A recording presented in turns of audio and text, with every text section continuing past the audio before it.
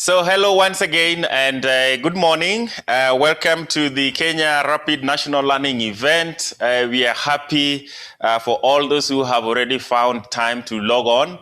I know we are still waiting for the Cabinet Secretary and Governor Nanok will be joining us as well. But we want to get started and want to take this early opportunity to welcome everyone on board. Please feel most welcome. This is the last in a series of many activities in the counties. We have been to Isiolo, we've been to Marsabit, we've been to Wajir, Turkana. We had a virtual meeting as well as in Garissa 2 days ago. And this is the culmination of those lessons learned. We want to put it together at the national level and find out what is it that we have seen and learned in the program. So in the program, let me recognize later on we will have, of course, the CS, Honorable Eugene Wamalwa, the State Ministry for Devolution and Asals. We'll have His Excellency Governor Nanok joining us. The USAID Acting Mission Director, Patrick Wilson, I've seen he's already joined. The SDC Horn of Africa Regional Director for International Cooperation, Thomas Otl, he's also joined us. I can see he's on the line. The PS, State Department of Devolution and Asals, Mecca Powon, Karibu Sana, Bwana PS. Dr. Chiba Galgalo, Dr. Chiba is representing Mohamed Gulaid of FCDC. And then we have the Director of Water Services, Engineer Kimanthi Chengo. I have seen he's also joined. Karibu Bwana Chengo. CEO NDMA, James Oduor. I have seen on the call as well, Honorable Festus Ngeno. Honorable Ngeno is the chair of the CECs of Water, the National Caucus. I have not seen Honorable Chris Emana, but I think he will be joining us a little later. Honorable Chris Emana is the Program Steering Committee Chair of Kenya Rapid. He's also the Minister or the CEC in charge of Water, Environment and Mineral Resources in Turkana County. I know there are many other CECs who will be watching us on YouTube. This is a live broadcast. Representatives of Millennium Water Alliance, implementing partners, private sector partners. There are many others out there in the counties who are also watching, and colleagues from other implementing partners in PREG. We want to say jambo and welcome. So the National Learning Event is really, as I have mentioned, I will share with you quickly the program that we will be looking at so that we can have a peek at the agenda of the day. I want to share this with you. I hope you can see my screen. So in the first part of the session, we are going to be listening to a couple of remarks from many of the partners who have been supporting this program. As you are aware, this is a multi-stakeholder program. It has been jointly supported by USAID and the Swiss Development Corporation, among others. But we also have private sector partners. We have county governments who have put their money, resources, time, and into the program, and then implementing partners as well.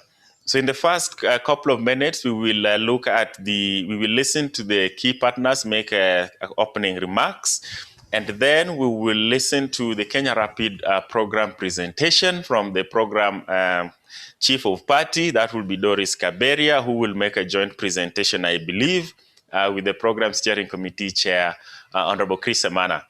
After that, the high-level plenary discussion will be open for discussion with the speakers who will have given the opening remarks, after which we will begin to synthesize some of the key highlights and takeaways from the session.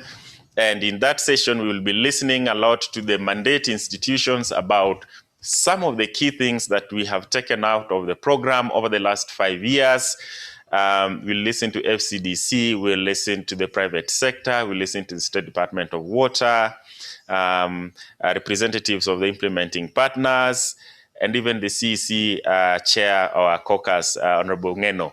After that, we will go through a synthesis of the highlights of the session and then get a vote of thanks that will be given by Honorable Chris Semana, the CEC of Water, Environment and Minerals from Turkana. So that's going to be the order of activities for today. It's a 2-hour session. We hopefully should be able to make it in good time. And by 10 o'clock, we hope we will have achieved the objectives of the meeting. So to start us off, I want to now hand over this session to the PS, Banapowon, to take us through that formal session of opening. I also want to invite him to chair the presentation from the program chief of party and the high-level panel discussion. So, Banapowon, can I hand over to you? Okay, thank you so much. Our Cabinet Secretary, Honorable Eugene Wamalwa, who has already joined us. Other dignitaries present, good morning, everyone. I think it's a privilege. I think it's a privilege to be in such an event as we look through what we have been able to undertake for the last 5 years in this country through the multi-stakeholder approach which we have been able to do. I think it's very, very interesting, and I think we are going to have a fruitful deliberations and discussions which we are going to undertake. So I think at this juncture, let's have opening remarks from by SDC. So welcome. Thank you so much, Cabinet Secretary, Ministry of Devolution and ASALS, Honorable Wamalma, Principal Secretary for State Department for Development of ASALS, Honorable Powon, and also Governor of Turkana County, His Excellency Mr. Nanok, USAID Acting Mission Director Mr. Wilson, distinguished participants, including, of course, community members who are following this event virtually. All protocols observed. Welcome and good morning. I am indeed humbled and excited to join you today for this important learning event hosted by the Kenya RAPID program, an initiative that has been supported by Switzerland since 2015.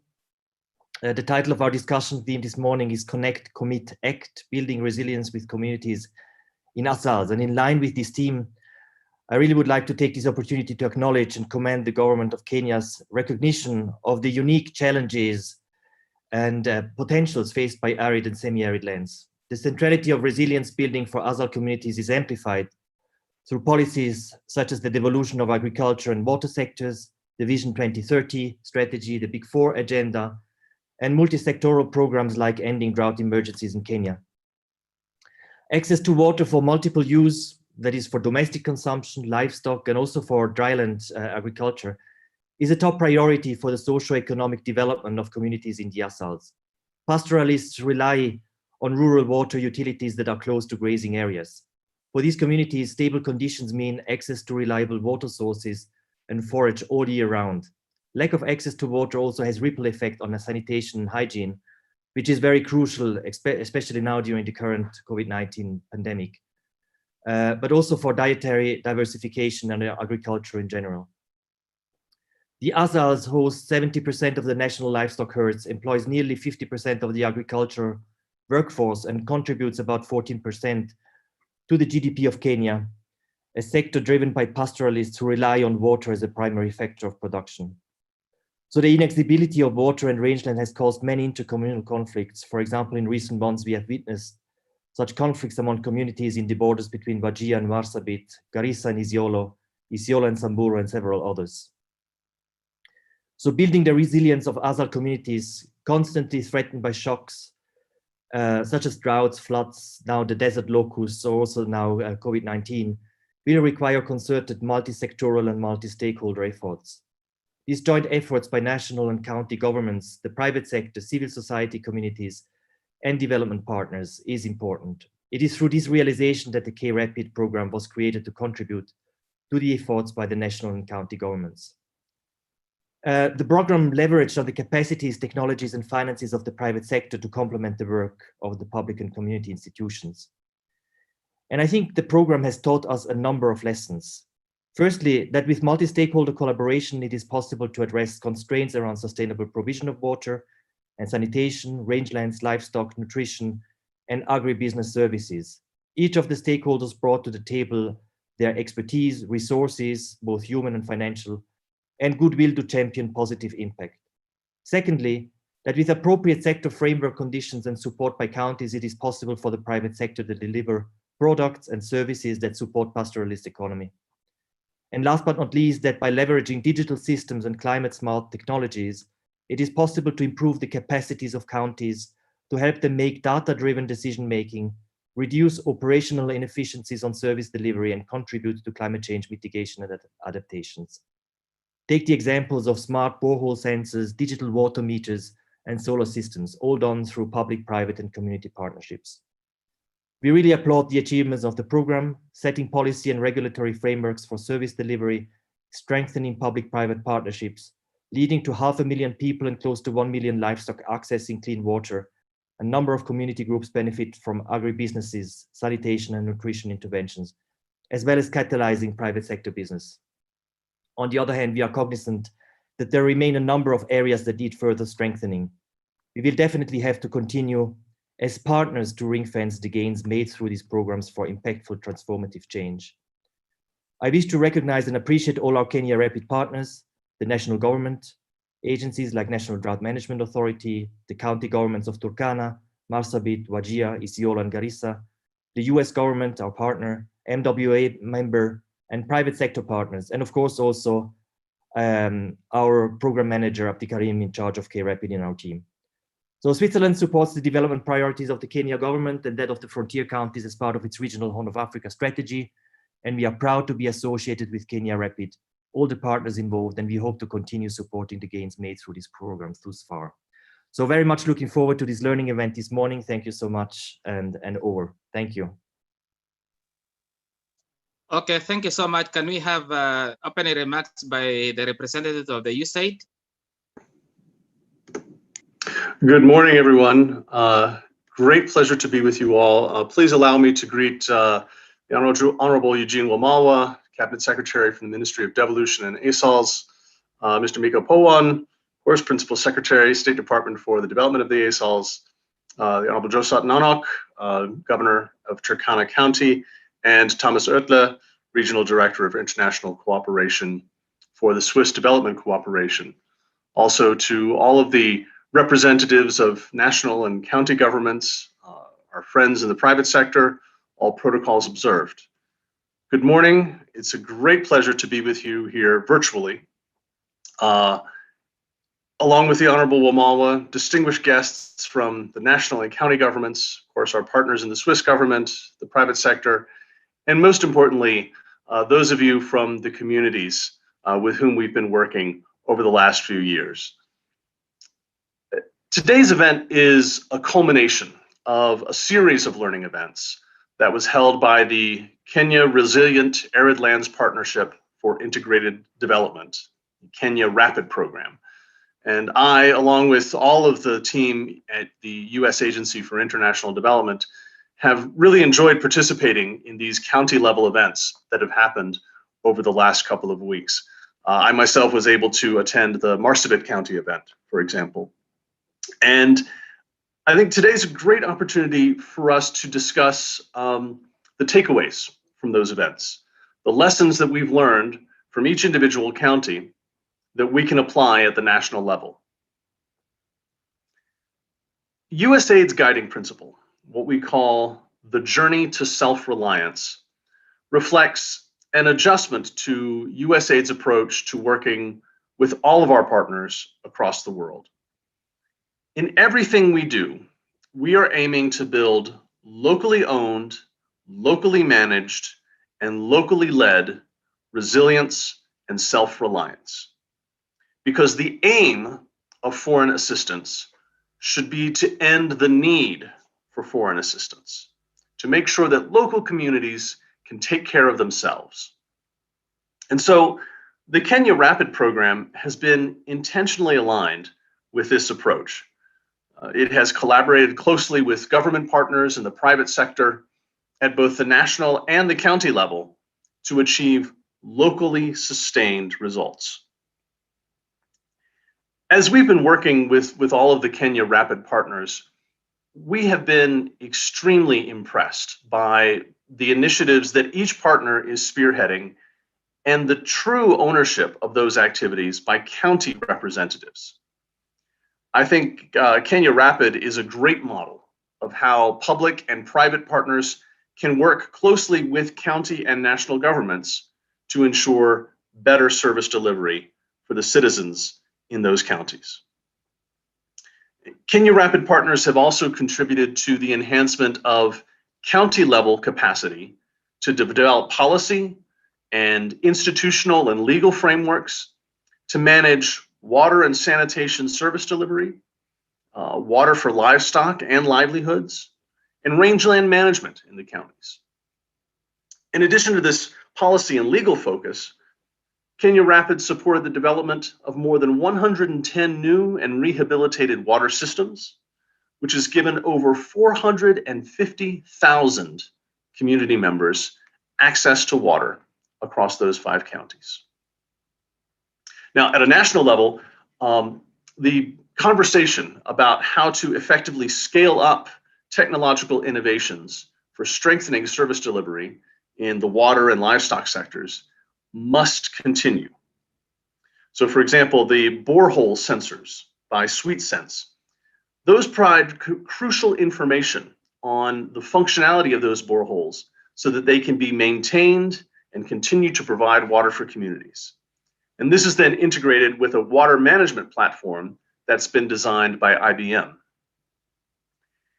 Innovations like this strengthen the entire water and livestock sectors, and they can be taken to scale through concerted support at the national level. Equally important is the business enabling environment at the county level. And to create that business enabling environment that allows the private sector to thrive, well, that's going to be a product of dialogue and cooperation between the private sector and national and county governments. And I guess that's what I've most learned from the events that we've held over the last 2 weeks. Kenya Rapid has shown us the importance of a multi-sectoral approach to building resilience and sustainability. We've already seen great progress in this with the Council of Governors and the Ministry of Water, Sanitation, and Irrigation embracing a framework for intergovernmental relations and coordination in the water sector, as well as the recently rolled out complaints and feedback mechanism. These sorts of things are strides in the right direction, and I think it's important that we build on these lessons. It's also important to ensure that communities, local communities, have both the ownership and the agency to enhance long-term gains in nutrition, water and sanitation, livelihoods, and resilience in the face of recurrent crises. Kenya Rapid has been part of USAID's larger resilience effort in northern Kenya. Many of you know that as PREG, the Partnership for Resilience and Economic Growth. And the aim of this entire PREG effort is to enable local communities to be more resilient to shocks. Now, we all know that this year, 2020, has been filled with shocks. That's why I'm speaking to you from my office at home and not there with you in person. Of course, we've had the COVID-19 pandemic, which continues to be a dramatic and difficult moment and shock for not only Kenya, but the entire world. We've had locusts, the worst locust invasion in over 70 years over the last couple of years. We've had flooding. All of these compounding shocks have challenged all of us to find new ways to build and sustain resilience. We've been forced to continually learn, adapt, and overcome. Kenya Rapid's investments have demonstrated their ongoing relevance to the needs of communities in the face of exactly these sorts of shocks. I mean, we've already seen how some of the water facilities we supported are providing much needed water for hand washing and good hygiene practices, which is essential to fighting the COVID-19 outbreak. Because these shocks are constantly growing and evolving, needs are growing and evolving in real time. And that's why it's important that all of us here continue to engage in regular learning and dialogue with each other so that we can adjust our activities based on what works and what doesn't. And we have to be able to have honest conversations about that. I'm proud to be associated with a program that demonstrates a strong partnership between my country, the United States, the local and national governments of Kenya, the Swiss government, the private sector, and the people of Kenya. So I want to thank and recognize all of the Kenya Rapid partners, the Swiss Development Cooperation, the National Government of Kenya, the county governments of Turkana, Isiolo, Garissa, Wajir, and Marsabit, private sector partners such as IBM and Davis and Shurtleff, all for your strong collaboration and for embracing the principles of the journey to self-reliance. But most importantly, thank you to the communities. Thank you for trusting us. Thank you for working with us. Thank you for believing in the journey to self-reliance and for taking responsibility and control of your own development. As we engage in this learning discussion today, I'd like to invite us to think about how we continue to work together to scale up the models that we've tested through Kenya Rapid, enhance the business enabling environment in the counties, empower the local private sector, and build the capacity of county level governments and county communities to strengthen their agency for their own development.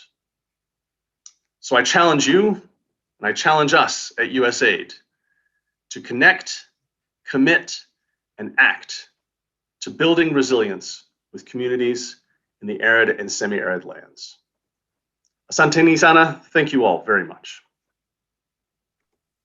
Okay, thank you so much, Patrick, for those kind remarks and the challenges you have given to both of us, the Kenyan government and the USAID and the local communities that we are having. So I think there are so many lessons learned from your speech. There are so many lessons learned from this project, which can be borrowed and scaled up to other counties, even nasal counties, and also even the national level. So I think these lessons which we learned, I think it's going to be scaled up. So allow me now to invite the governor of Turkana County, Honorable Josephat Nanok. Over to you, sir.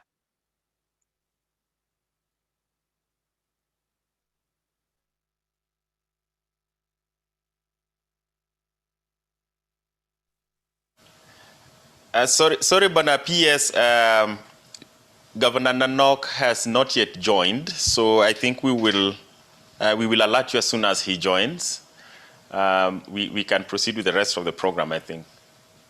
Or has he? No, he hasn't joined. No, he hasn't joined.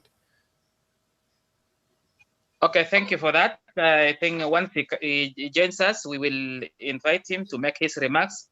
It's now my singular honor and privilege to invite my Cabinet Secretary, Honorable Eugene Wamalwa, to make his remarks. Welcome, sir.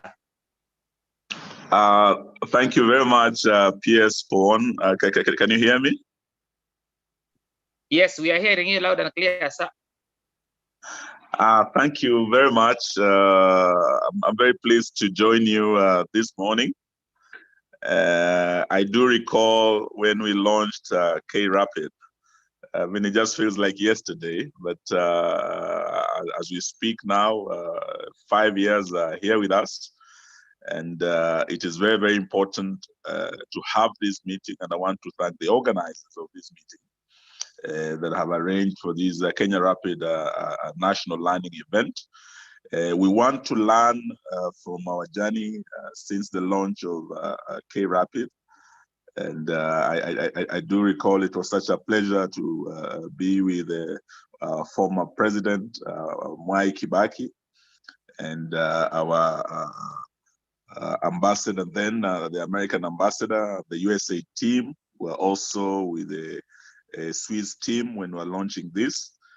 And eventually we were also able to visit Turkana with the American ambassador, I remember in April 2017, to launch some of the projects in Turkana County. And we have been part of this process, but today we really want to hear from the implementers, how far are we, what ground we have covered, what impacts we have had on the ground. My ministry's role is really to coordinate the development in the ASAL counties. As you all know, the State Department of ASAL is a new state department that His Excellency the President established just recently, and I'm very grateful to PS Powon and the team at the ministry that have been able to get this very young state department on its feet, and to also thank the governors who we have worked with, particularly in the ASAL counties. I'm very grateful to Governor Nanok of Turkana, Governor Kuti of Isiolo, Governor Mahmoud Ali of Marsabit, and all the governors of Garissa and Wajir. We work very, very closely with regard to these program, as well as other programs in the ASALs. As you all know, the ASAL counties have really been affected. Our country in the last 1 year has gone through quite a lot. And I can say that Kenya is indeed a very resilient country, but never in our history has our resilience been tested to this extent. You do recall right from 2017, we had a very serious drought, and then we had floods. Then towards the end of last year, we had a locust invasion, and here comes COVID-19. So we really want to appreciate our development partners. We want to thank USAID, the SDC, and all our partners for their support, and to call for strengthening of the partnership between the national government, the county governments, and our development partners and private sector, so that we are able to deliver as one, to maximize on the impact, particularly in the ASAL counties, because they're the hardest hit by particularly the challenges of climate change. And this is why we want to really learn from the K-Rapid experience, and also see going into the future how we can use the lessons from this program to further strengthen our partnership, and also partnership, public-private partnership, to enhance delivery of service, particularly to these ASAL counties, to see how we can increase access to water and sanitation for the people, water for livestock, as well as rebuilding a healthy rangeland management ecosystem, and strongly supporting ending drought emergencies. We thank NDMA, James and his team. They've done a great job working closely with the ASAL counties in this regard. So today, really, we are here to listen in and to look at the key milestones that we have marked along the way, and we've had a bit about what has been done in improving the water system in Marsabit, setting up the prepaid water meters, and it's very good to hear from our women who are really the marginalized of the marginalized, who suffer the brunt of the water problem up north, celebrating programs like K-Rapid and other programs, and really for the pastoralist communities, and not just in these 5 counties, but in the entire ASAL region. Their biggest problem is just water and pasture. And due to scarcity of these resources, time and again, it has also led to resource-based conflict across the county, but also across our borders. And that is why we also want to thank our partners for the cross-border program that we have started, both in Moyale, that is really integrating the pastoralist communities across our borders, both on the Ethiopian side and on the Kenyan side.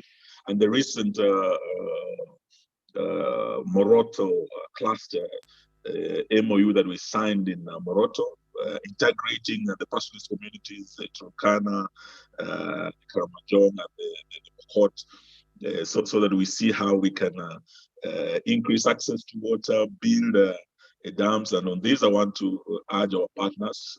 As national government, we have already committed resources. We are building 3 dams, one in Marsabit, we have another one in Turkana, and another one in West Pokot. And we will be going on to build more dams so that we increase access to water and reduce resource-based conflict, and also turn our borders, instead of being barriers between the communities, into bridges that integrate these communities and improve livelihoods, particularly for the pastoralists. So going into the future, we look forward to working together with our partners so that we can improve the effective implementation of such projects like K-Rapid, to maximize on the impact and to build resilient communities, to build resilient counties, which will ultimately be the building block of a resilient country called Kenya. So I'm very grateful, and with these few remarks, I wish you a fruitful deliberation. I might not be sitting in throughout the meeting, but my very able PS Powon will be with you, and we look forward to continuing to work together.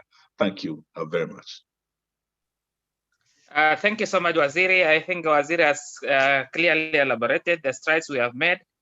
And I can summarize that in, there was a singer who sang one time that count your blessings, name them one by one, and you'll be surprised what God has done for you in your life. I would like to relate the same, that there are so many issues and things that we've done in this program, that have been done in this program in creating resilience for the community in the arid and semi-arid lands.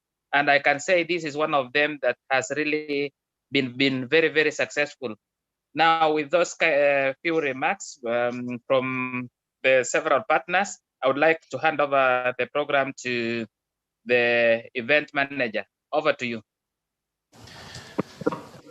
Thank you, PS Powon. I think that has been fantastic, and as you've rightfully summarized it, Kenya Rapid has had some really wonderful impacts. To help us to look a little bit deeper into that, we want to go into the next session and just invite the Chief of Party, Doris Kaberia, and Honorable Chris Emana, who is the Program Steering Committee Chair, to take us through some of those highlights and what the CS has ably said. We would like to see what have we done so far down the road, what have been the impacts, what have we learned. I want to invite Doris Kaberia to lead us in making that short presentation. Thank you, Jason, CS Omalo, PS Powon, Governor Nanok, USAID representative, SDC representative, all counties present, all private sector partners present, PREG partners, all the colleagues that we have worked with in the field, all counties represented here today.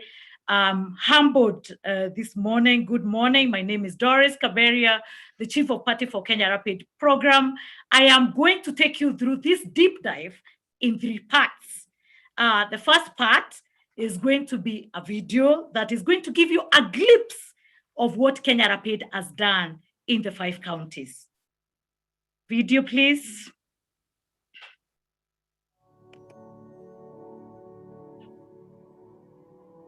Kenya Rapid is funded by USAID and the Swiss Agency for Development and Cooperation, and led by the Millennium Water Alliance in partnership with Catholic Relief Services, Care Kenya, Food for the Hungry, and World Vision, and covers 5 counties. Kenya Rapid partners with the private sector as well. The private sector provides an opportunity for long-term, sustainable, market-driven solutions. The county government of Garissa, for instance, has drilled more than 75 boreholes. We have a water policy, we have a water strategy, and a sector plan that is 10 years. That will basically give an enabling environment to the Department of Water in managing the water sector in the Garissa County. The issue of nutrition in Isiolo generally has a multi-sectoral approach, whereby quite a number of partners are coming together, including Kenya Rapid and the others, and then the Department of Agriculture, then EROT. All of us are trying to fight that one in a multi-sectoral kind of approach, and we have come up with a County Nutrition Action Plan, 2019 to 2023, which is having all the activities that we are supposed to do to emancipate our people from our nutrition.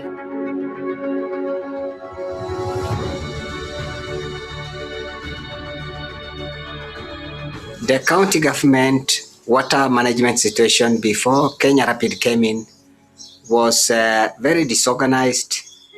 It was full of cartels at water points. Even when there are breakdowns, there is no resources that could be plowed back in terms of sustaining and maintaining that system. So we had a lot of challenges before Kenya Rapid came in with a solution that is called prepaid water meter that basically transformed the water sector service delivery. Initially, the water of Wajir County, there's a lot of salt. 50%, more than even 50% of the shallow wells have dried up so far. And that is the only means of water. So we have desalinated, and now we are giving out pure, clean water to the public at an affordable price. It's a private-public partnership with Wajir Wasco, and it is working well.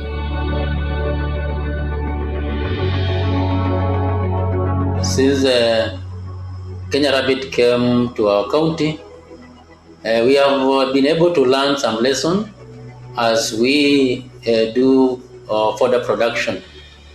Actually, the crucial one is that community structures are important for pasture production, because the community have a role to play, because they are the one that take charge or secure that area every day. Pale nyuma maisha ilikuwa ngumu kwa sababu hatukuwa tunahusika na kazi ya aina hii ambayo inaweza fanya maisha ya mtu kubadilika. Tunapata pesa, peleka hapa sokoni mboga hii unauza unapata pesa, na pia hata hapo kwa shamba customer anakuja unakushia unapata pesa kidogo.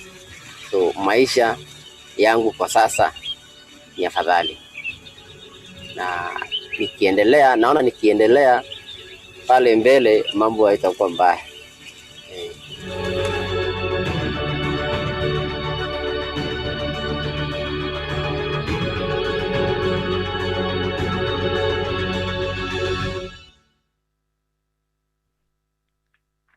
Thank you. So the second part, I'm going to make a presentation, a formal presentation, together with Chris Imana, who is representing what we call for Kenya Rapid. And Honorable Chris Imana and I are going to actually make this presentation interchangeably. So I would like someone to confirm, can you see the presentation on the screen? Yes, we can, Doris.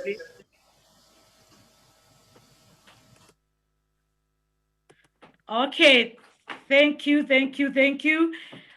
Indeed, Kenya Rapid is a partnership. It has multiple partners, multiple multilateral donors like USAID and SDC, as every speaker has alluded to. It has multiple private sector partners, in fact, over 10 of them. Multiple counties, the 5 that have been mentioned, Wajir, Isiolo, Marsabit, Turkana, and Garissa. The national government entities that are playing a very critical role in our program steering committee. This is the Ministry of Planning, Ministry of Devolution and Planning, and other ASAL counties, and also Council of Governance. The Kenya Rapid partners, the implementing partners like CRS, like World Vision, like Food for the Hungry, have really been embedded in the counties. And so moving next, county-owned, Kenya Rapid is county-owned, county-led, county-driven. I would like to invite the Program Steering Committee Chair, Chris Imana, actually to take us through what this means. Honorable Chris.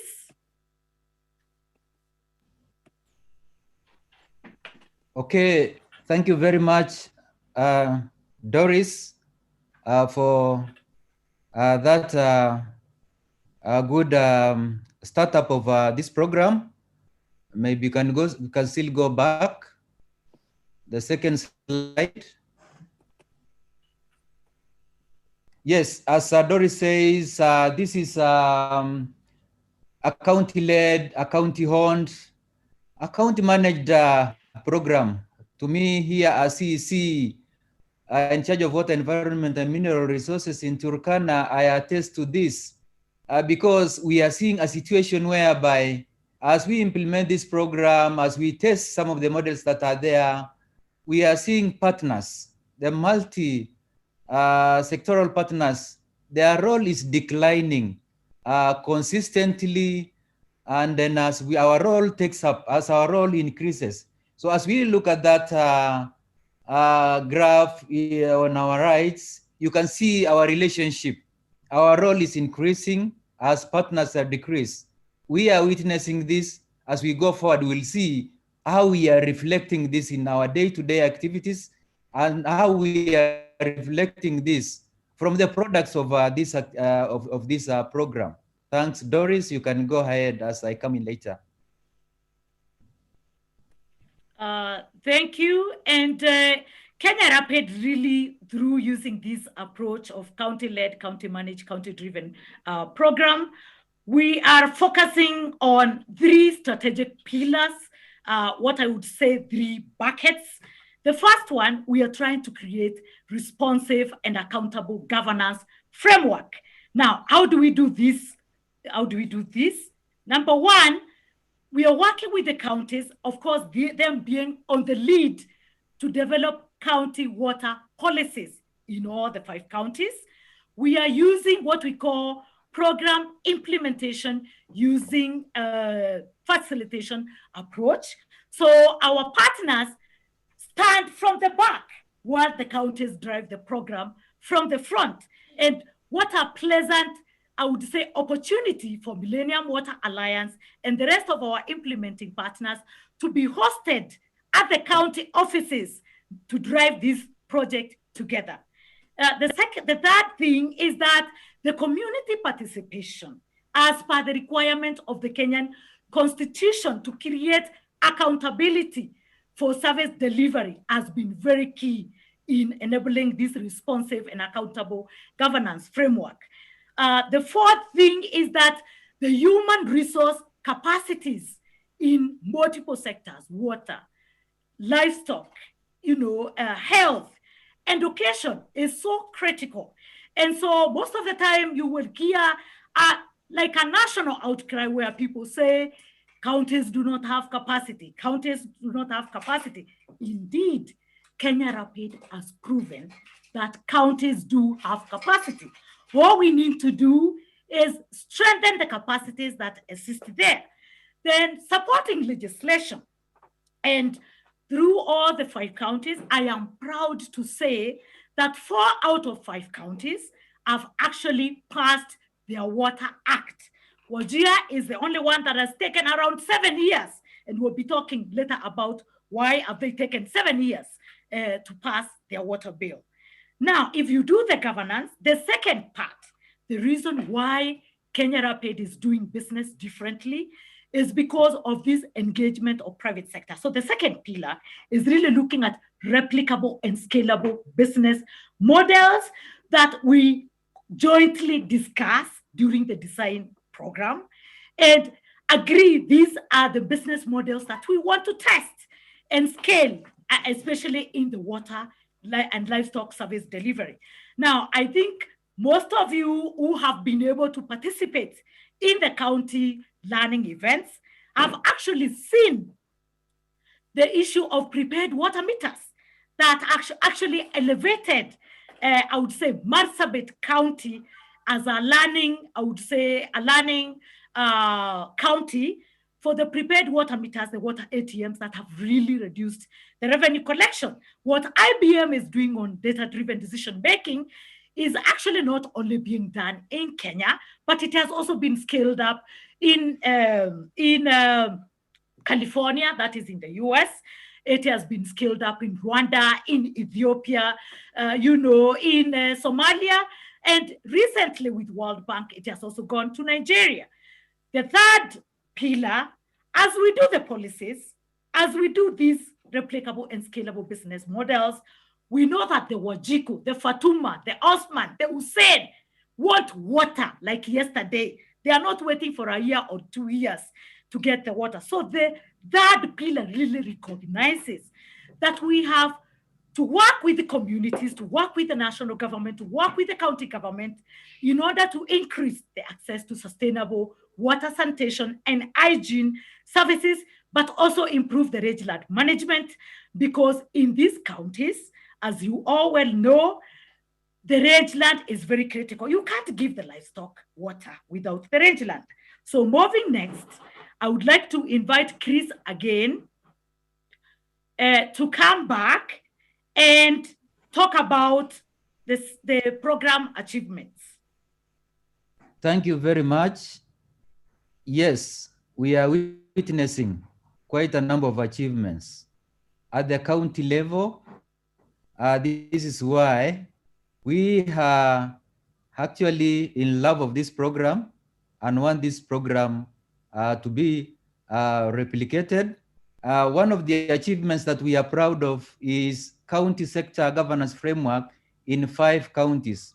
Issues to do with policy, issues to do with the legislation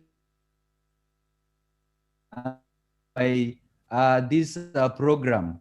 Very proud about that. There is also the second issue is about the establishment of a county capacity building fund and training of quite a number, but now we have realized 412 county government officers and private sector players benefiting out of this program, capacity builds, ready to be able to take off, ready to be able to replicate quite a number of the achievements, the models that were that capacity building component. We are very proud about that as counties. The third achievement is there's an increased access to safe water for people and livestock, sanitation, hygiene, and livelihood diversification. This is happening in several levels. In the 5 counties, we are witnessing this. We are seeing this in pictures. You've seen in this presentation, camels accessing water, our livestock accessing water, and people are proud about this. But the issue is we are doing them, and these are just examples of good work that we feel like we want to replicate using our own resources as counties, and to replicate using resources that we get from partners.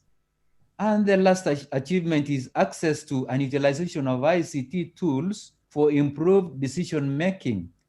For ball functionality, for example, the water service delivery and rangeland management. There are quite a number of ICT components that we have benefited out of this. We want this replicated because this program has shown us the way, and yeah, good practices are coming in. Thank you very much. Moving next, we'd like to share some of the critical lessons that Kenya Rapid has indeed experienced over the last 5 years. One of them, and most important, is that more money is necessary, but it is not sufficient determinant of success. Actually, if you look at the graph on your right hand side, in 2017-2018, most of the counties, that is Kenya Rapid counties, allocated, budgets for water in the tune of over 10% of their county allocation. And all the 5 counties combined actually allocated a total of 16.5 billion. This is in terms of US dollars, 160 million US dollars to the water sector alone. Now, this is approximately 10% of overall budget allocation for these counties, which is about 159.6 billion, which is actually over $1.6 billion. The second lesson that we would like to share is that there exists complexities between legislative and policy making. And if we do not understand the institutional and political challenges that complicate, this legislation, then we have a slowed down service delivery process that even alter the cost of planned activities. And I will give a good example. In Isiolo County, in Wajir County, the government the county government has actually changed the CECs more than 5 times during the 5 years that we have worked with Kenya Rapid. Now you can see Isiolo took 6 years to pass their water bill to a water act, while Wajir has not yet done so. So this is just an example. Now, the next one is that we all work with communities. We all want to avail water to the communities. We all want to make sure that whatever products that we promote are sustainable at the community level. So investing in community capacities is a necessary precondition for long-term impact. And, community gains can be lost if we don't include the wider government systems. If the wider government systems are unsupportive or weaker, then we jeopardize achieving this long-term impact. Now, as we move next with communities, during the county learning event, I would like to quote the words of Fatuma from Shauriako. Now, Fatuma from Shauriako actually is one of the champions that is supporting the water ATMs. This is what she said in Kiswahili. Tukawa na mkutano wa beneficiaries majata 16, tukawafunza jinsi ya kutumia prepaid, tukawaambia wanunue prepaid na Kenya shillings 200. Kukawa na challenge kidogo, watu walisema kwamba maji itachukuliwa na serikali. Ikawa kwamba wale hawajiwezi hawatapata maji, shida hapa na pale. Tukajaribu kuongea na wao, tukawaambia tutaanza wote pamoja, na kama tutaona haitatusaidia tuta withdraw. Tukakubaliana tuipatie 3 months. Na after 3 months tukaona inatusaidia sana, wote tukafurahia. This is not the ones of an implementing NGO. This is not the ones of our government. This is the words coming from a community member who reported this during the Marsabit learning event, Fatuma from Shauriako. So if we engage these communities from the beginning of the design, from the implementation, these models can really go far.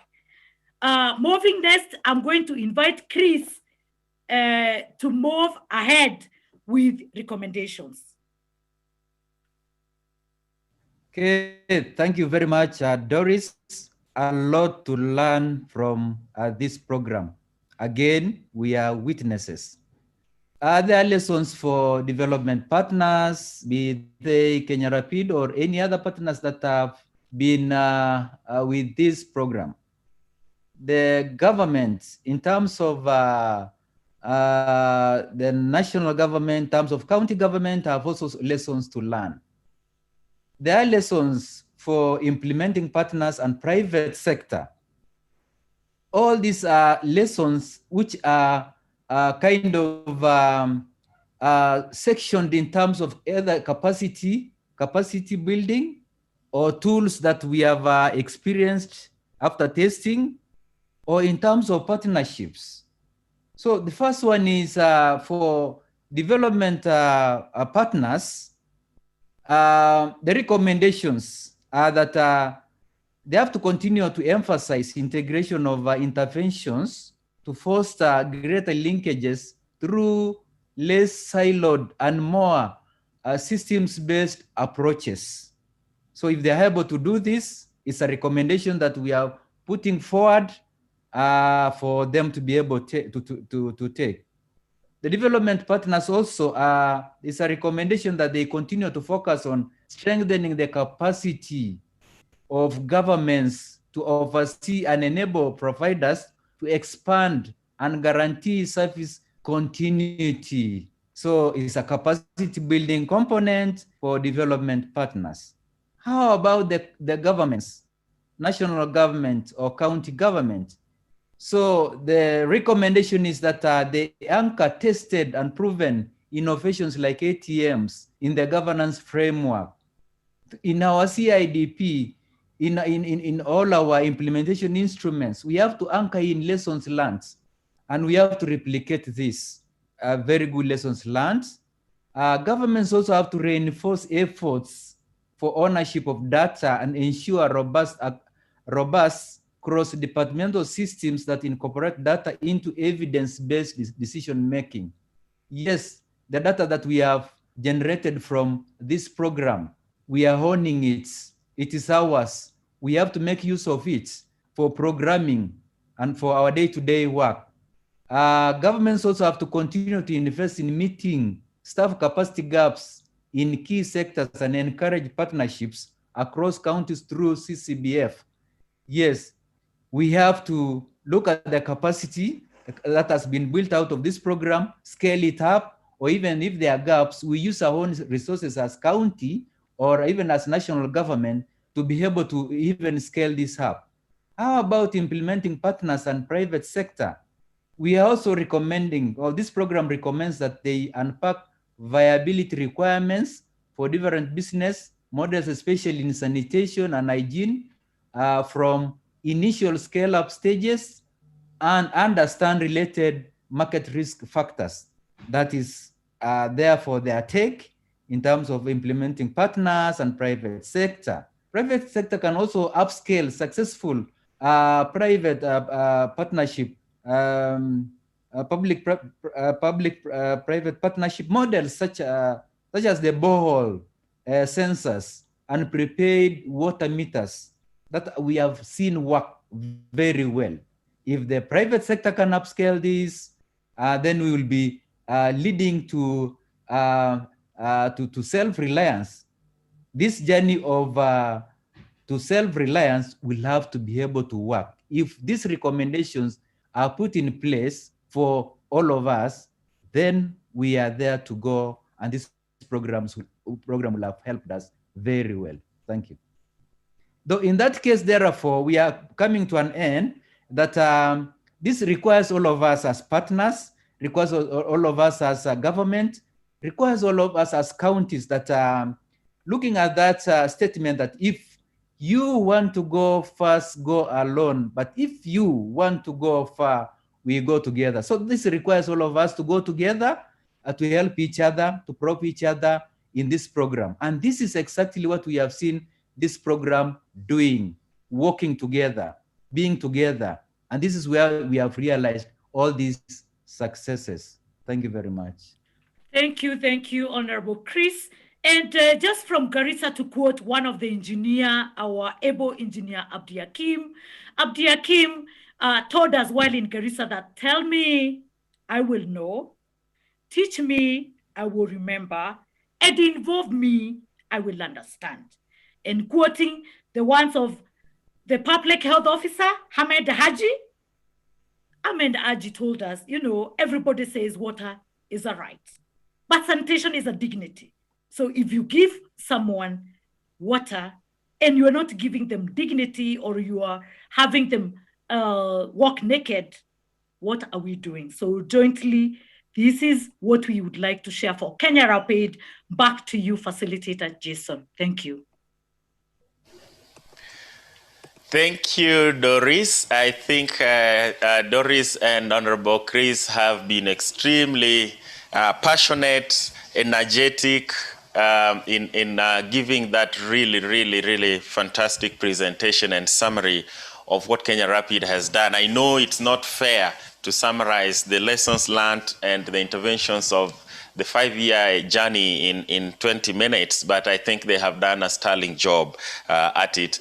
Bwana PS, I want to take it back to you for a few minutes. Perhaps there could be reflections from our key guests on some insights they have seen that they want to share. I want to invite you to chair that session, and then I can take over after that. Bwana PS. Okay, thank you so much, Mr. Oyugi. I think that has been a fantastic chairing of the meeting and coordinating of the meeting. And I would like sincerely to thank Doris and Chris for the good work that they've been doing. It's a good presentation. And it has actually highlighted some of the few issues which you have been able to achieve as an inter-party where we are having many stakeholders together, coming together to deliver as one. So it's been very interesting hearing such kind of good things, and I wish we could emulate this in all our operations. One thing I was really happy about was the issue of the county government, the communities taking lead and ownership. So it actually shows some sustainability element of the program. Once it's concluded, at least there's a sustainability element, which will go in a long way in building resilience. Now, because I don't have I'm not the host, maybe I cannot be able to see who has raised up his hand. So can I request if someone wants to speak, maybe you can just let us know, or whoever is the host can guide me to show me who has raised up his hand, especially from our partners who have been keenly following the proceedings of this meeting. So kindly, if there's someone who wanted to make some remarks, can you raise up your hand, please?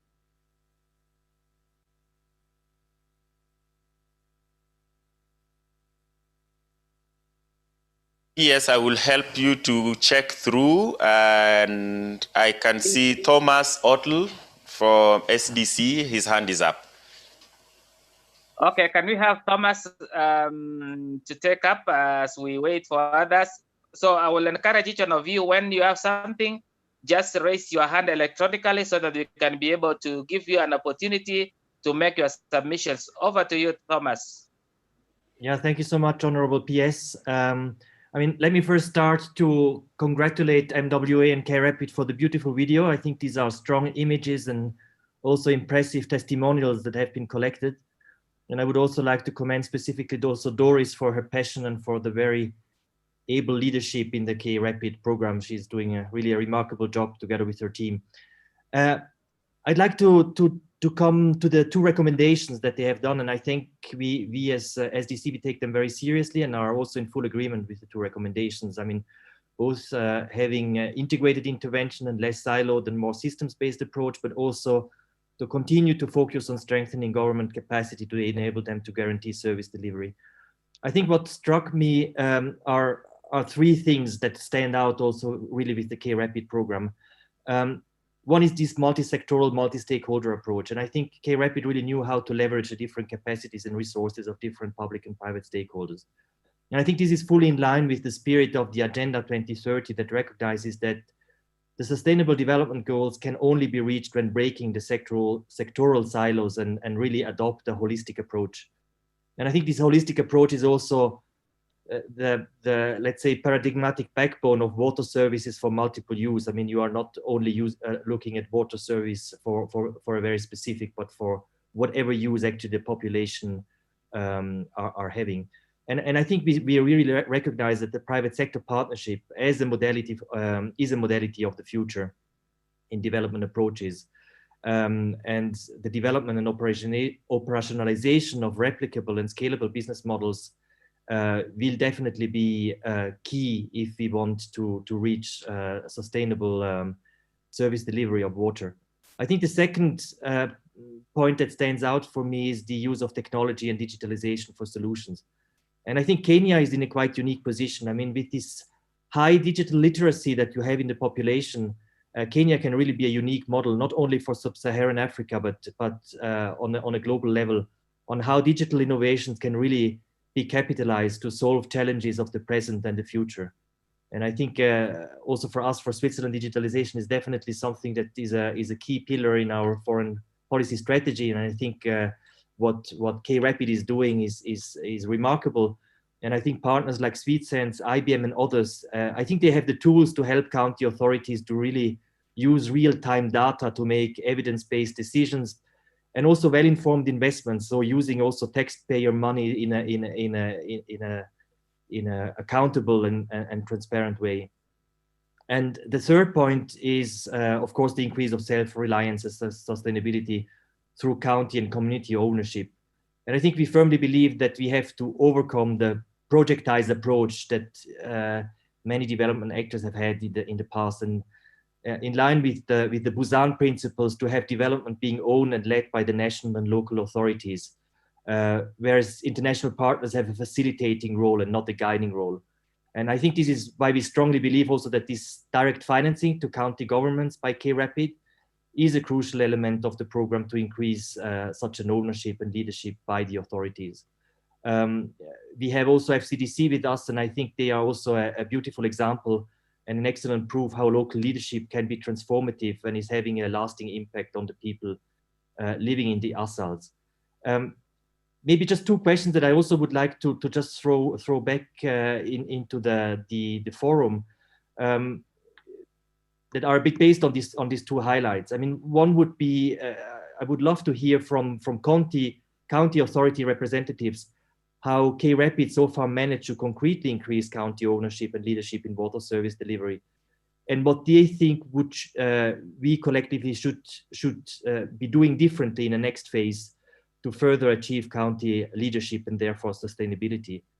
And the second point would be more to MWA, how best to prevent that humanitarian partners end up undermining the sustainability, replicability and scalability of business models of the private sector in the ASAL counties, for example, by distributing water and other services for free, and how to increasingly make water service delivery donor support independent. I think that should be our collective goal. Thank you so much, and over to you, Chair. Okay, thank you so much, Thomas, for that question.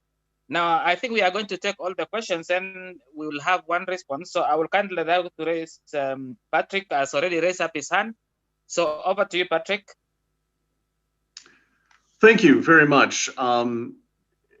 Thomas, I can see that USAID and the Swiss Development Cooperation, we've obviously been working together for a long time, because I think the points you raised about the diversity of partnerships that we've had in Kenya Rapid is exactly on target. And I'd like to talk a little bit more about this private sector model. I think it's a lot of people understand that the United States has a particular interest in promoting private sector models, that we believe that has been key to our own development as a nation. Creating an environment where people can be effective in business and making a profit, yet you can still do good things by doing well for yourself in business. And I think the water sector in Kenya, it provides us a particular example of that. So Kenya, like many countries around the world, does not by itself have all of the resources that it needs to reach its eventual development goals. From what I understand, to achieve the Sustainable Development Goals in the water sector, Kenya will require about $1 billion annually to invest in the water sector, $1 billion US. But the current available budget between the government of Kenya and development partners is only about $600 million US. So that leaves a deficit of $400 million US to bridge that gap. And that's where we see where the private sector has the opportunity to play a very large role. At USAID, we have a private sector engagement strategy that we use as an agency around the world. And we're having to learn how to do things differently ourselves. So we are learning to create innovative models to permit private sector partners to join us in providing solutions to development challenges. And this isn't just about the private sector writing a check for charity and giving it to us, saying, okay, you can have this $1 million, do good things with it. It's about creating shared value between USAID and our goals, the private sector and their business goals, and local communities and their development goals. So it's a process of co-creation where we try to bring together local communities, local and national governments, and the private sector to talk together about what the challenge is and what we each bring to a potential solution. So for the private sector, what that means, and I'll be very blunt, it's about making a profit. It's about delivering value to shareholders, to investors. And there's nothing wrong with making a profit. That's how business works. But we firmly believe that when we co-create solutions with local communities, local governments, with a strong development perspective, there is an opportunity for the private sector to make a profit, to do good business, and achieve intended development outcomes. And I think Kenya Rapid is a great example of how this applies to the water and sanitation sector, as well as the health sector. I think the health sector, there's a lot of opportunity for the private sector here in Kenya, and many others. One of my Kenyan colleagues shared with me a quotation from actually an American businessman, Henry Ford, so the developer of the Ford automobile and one of the main proponents of the assembly line system that's used in industry today. And Henry Ford said, "Coming together is a beginning. Keeping together is progress. Working together is success."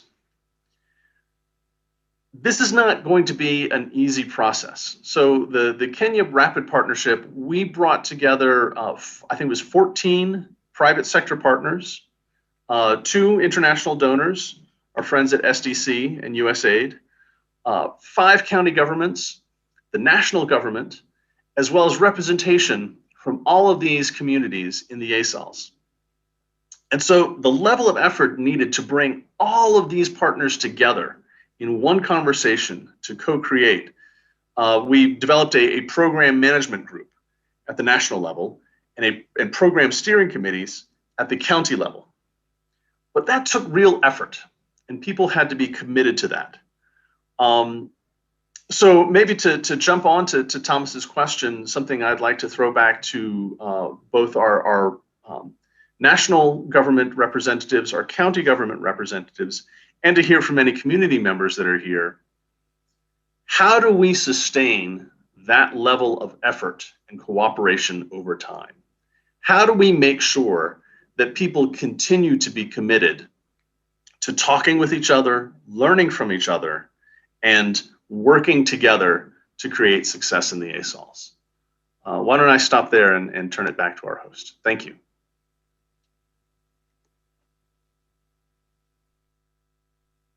Okay, thank you, Patrick. Seems this partnership has been it's been a real partnership, because if you saw the presentation which was done by Doris and Imana, Chris, it's been a co-presentation. We are having the 2 partners making a presentation, and I wished we also even had one of the community representatives in this meeting. It would have been very, very interesting. Also, you could see the language of Thomas and Patrick as also they're almost speaking the same language, the kind of issues they are bringing forward. Now, can I hand over to Doris to respond to those issues that have been raised by Patrick and Thomas, so that we can be able to move forward? Over to you, Doris. Thank you, Bwana PS. I think I am going to address the issues that were raised by Thomas on humanitarian development nexus. And then I'm going to allow Chris Imana to address the issue of how do we scale up this sustained effort. But also we have other national government entities that have been part of Kenya Rapid National Program Steering Committee. Engineer Chengo could actually be the very best placed to answer the question about sustaining the level of effort. So I will start with Honorable Chris before I come on humanitarian development nexus. So Honorable Chris, please. Okay, thank you very much, Doris, for that. As I commented earlier about the ownership of this program being anchored within the county level, we've seen that all along for the last 5 years, and I'm lucky to have been from the beginning of this program. CEC in charge of water, then there was a small break, but I joined again water. So I have walked through this program and I'm a witness of what has happened. So this program works alongside with our existing frameworks. When we develop policies, when we pass our acts, this program is actually following and in line with what is happening. Giving an example of Turkana County, we have now a water act in place. We are in the process of implementing. We are creating water service providers, the companies, the urban water, the rural water. We are now, even this week actually, training the Water Users Association. So this program has actually had to help us and walk through. We've been planning together. Even the staff of this program, the so-called people coming from outside counties and working in Turkana, there is no difference. We are not feeling any difference. They are in our offices, they are working with us on a day-to-day basis. They attend our meetings and we write reports together. So we evaluate together. So this is how this program has worked in such a way that the exit strategy is very, very clear. We'll not even feel it when this program exits. But what we are going to gain is what we have actually created, the models we have tested and worked. You know, the policies that the program has helped us to come up with. So this one is a test, and this is why we feel like we need to replicate this.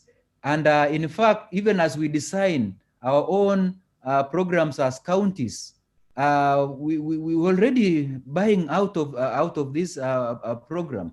And as the director you said, said that the private sectors, people who have seen this work, in fact, they will be able to make profit out of this. And the examples are there. So every person, every entity will have to gain out of this. And in terms of leadership structure, at the national level, at the county level. At the county level, we have what we call a program steering committee, chaired by a CEC from one of the counties on a rotational basis. As we speak, I am the one chairing. So we come together as CECs and we discuss successes, failures, and challenges, as we go about challenges of this program. Then at the level of implementation, we have what we call county program steering committee again, where we have different sectors, health, because health is also benefiting out of this. We have water, we have agriculture benefiting out of this. So in terms of technical issues, they come together and discuss how this program is moving and how it's going to benefit, how it's benefiting our day-to-day programming. Then we have what also the coordinating unit now, that is now the partners, the CRS, the other partners that are helping in implementation. So to me, I'm a witness of how this program is is actually anchored and how it is going to be sustainable as we move to this journey of towards this journey of self-reliance, making it a reality. Thank you very much. Thank you, Honorable Chris, for those highlights, really presenting and highlighting the county ownership and how you are driving the process and working with the communities. On the Thomas question about how do Millennium Water Alliance and the rest of the partners ensure that the public-private partnership, the private sector-driven models like point of use water treatment is not undermined by humanitarian sector. I would like to report that PREG, the USAID Partnership for Resilience and Economic Growth, has brought a total transformation on humanitarian development nexus. I know this is a big challenge all over the world.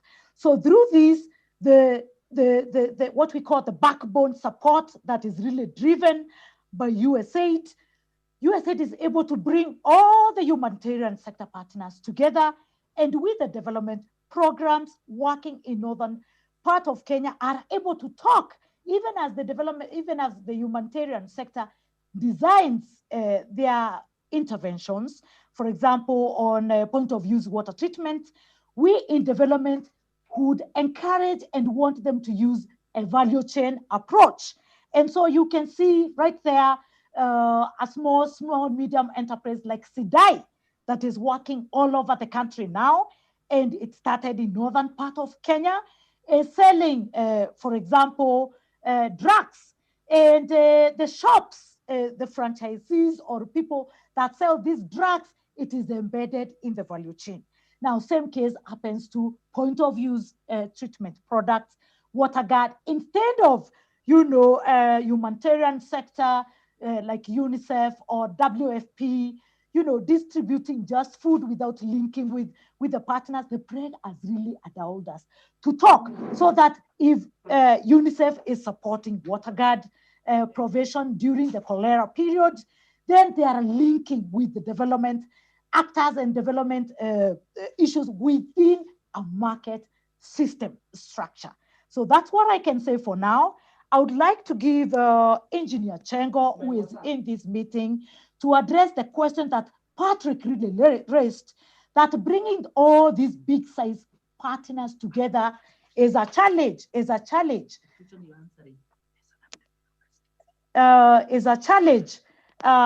so we need to address this challenge by working with the national government to scale up this big size structure. And so, Engineer Chengo, please, I know you've been part of the Kenya Rapid program. I know you were there when we just said this is our step 1 of 1,000 miles that are away. And initially starting with 21 partners, we are now at 20 partners. You know the challenge why we are at 20. So Engineer Chengo, please. Thank you. Thank you very much, Doris. If I could comment on the aspects dealing with the, sustaining partnerships. At the national level, we have the framework of the intergovernmental framework that creates the working relationship between the national government and the county government. For the water sector, we have a draft water sector intergovernmental framework that we are working on. Is awaiting the nod from the AG. And that will create the partnership between ourselves and the county government as the key government institutions. If you go down at the county level, the Water Act 2016 allows the county, if they so wish, to have the county water forum. And that forum brings together with the leadership of the county, all the partners that are involved in WASH, in water sanitation and hygiene, to discuss the development agenda, to coordinate their inputs, and also to monitor the interventions. So that's another forum that will sustain partnership. At the service provision level, the regulatory framework that we have allows the engagement of the service providers with the with the users through what we call the water userization, and that a framework that will allow them to engage together with the partners to ensure that service is maintained. So the regulatory framework will allow, and now we have models of rural water supply systems that are being initiated at the regulatory level. So we'll have those systems, that service provision under the regulatory framework. And the regulatory framework allows for engagement between the service providers, the owners, the users, and the partners that are supporting those initiatives. I submit that for now. Back to you. Thank you, Engineer Chengo. I think the last piece okay, is this. Doris, maybe you can summarize because we are running short of time. So just summarize. Yes, Bwana PS, I actually, on the question from Thomas about the erosion of private sector work by free goods, I wanted you to give an opportunity to the NDMA CEO because he's the one under the program steering committee that is really leading the resilience building, working with these communities on this. But because of time, I can stop there. Yeah. Okay, I will allow James, when you are making your presentation, maybe you can make a comment. So I think there is a period when we are making your submissions, you can make a comment at that time.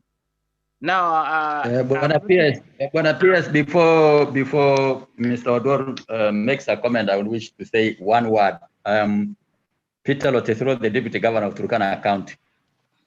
Oh, okay, I will give you an opportunity. Possible?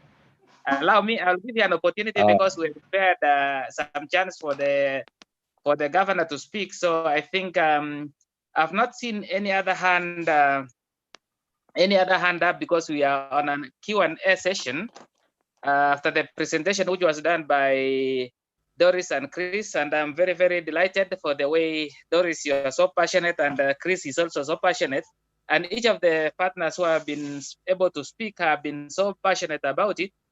I will have James speaking later, so he will comment on the question that has been raised. But at this point, because we had given and spared some opportunity for His Excellency the Governor of Turkana County, who was to join us, and I feel Honorable Peter is the one who is the Deputy Governor, is representing the Governor of Turkana County. So I will give you a few minutes to make your remarks. Over to you, Your Excellency.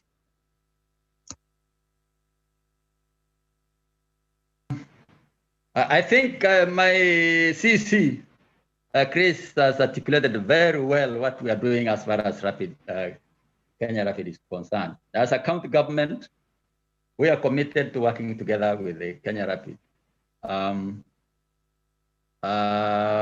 For us in Turkana County, sometimes we find ourselves in a situation where sometimes we think this is the epicenter of emergencies, droughts, and all those climate change issues. But having said that, we as a county government, together with partner agencies, are working round the clock to make sure that our people access water. And also try as much as possible to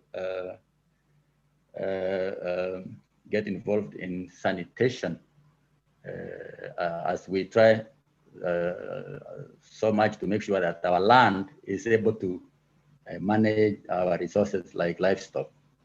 But having said that, what we as a county government require in Turkana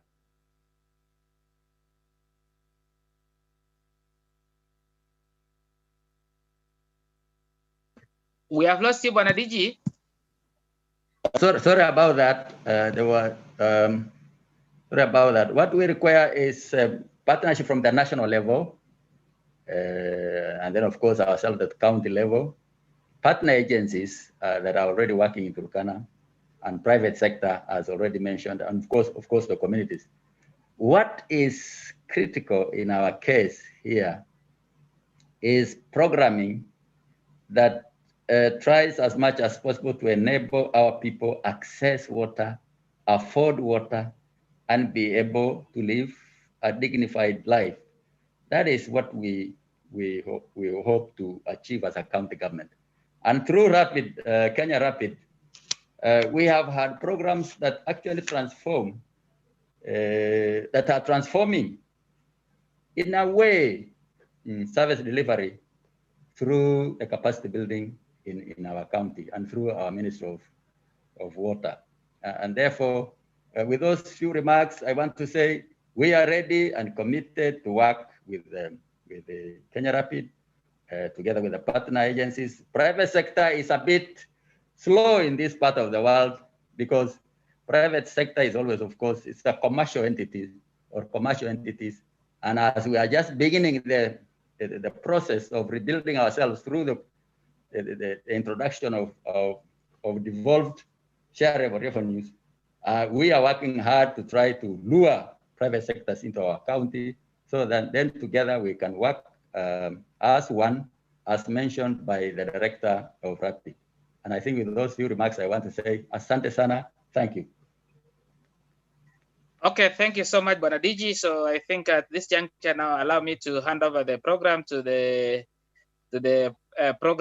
event organizer. Over to you, Oyugi.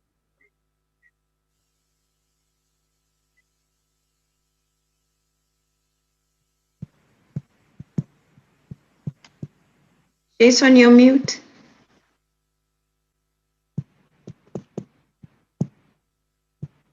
Oyugi, we are not hearing you.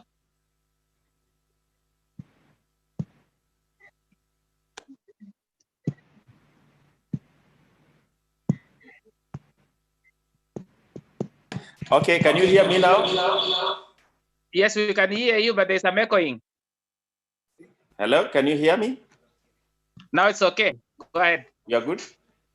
Okay, thank you. So sorry for that technical hitch. So Banapias, I was just saying that was an extremely informative session. We want to come to the tail end and tie those remarks, commitments as well with some key action points that we want to take away from the session in 2 minutes. I'm going to give each of the speakers coming forward now 2 minutes each, and I'm going to pose to them a question on their mandates. We have the FCDC from a regional platform, we have private sector, we have CECs, caucus, we have implementing partners, we have national government as well, NDMA and Engineer Chengo.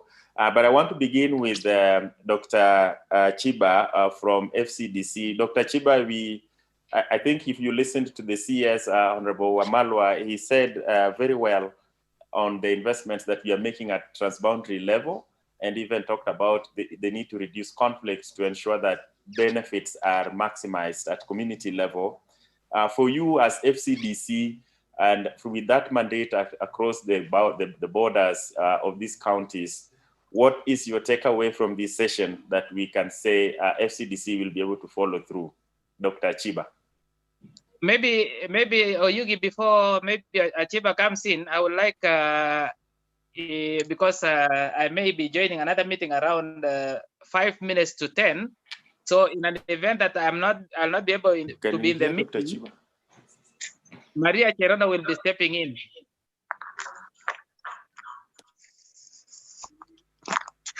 Thank you very much, Jason, and PS for one. All protocol observed, but I want to just respond to two questions. First of all, we are pleased to be here this morning. FCDC attaches great importance to working relations with partners. That includes national governments, development partners. And we have a number of our key partners here today, including State Department of Assets, NDMA, and two of our key supporters, USAID and SDC. So karibuni sana. So from the FCDC, where we are sitting as FCDC, first of all, I think Kenya Rapid's approach is a great model that has ensured support for county government.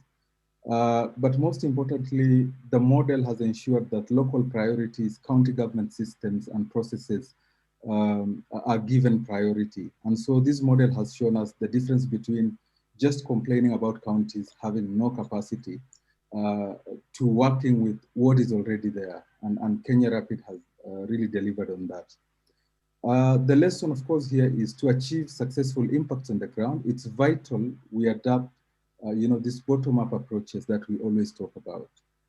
And again, the project's participatory processes has enabled sort of realistic plans on the ground. So we have acts, we have policies, and these acts and policies have actually budgetary allocation from the county government. And so to respond to SDC representative's question, how are we ensuring ownership?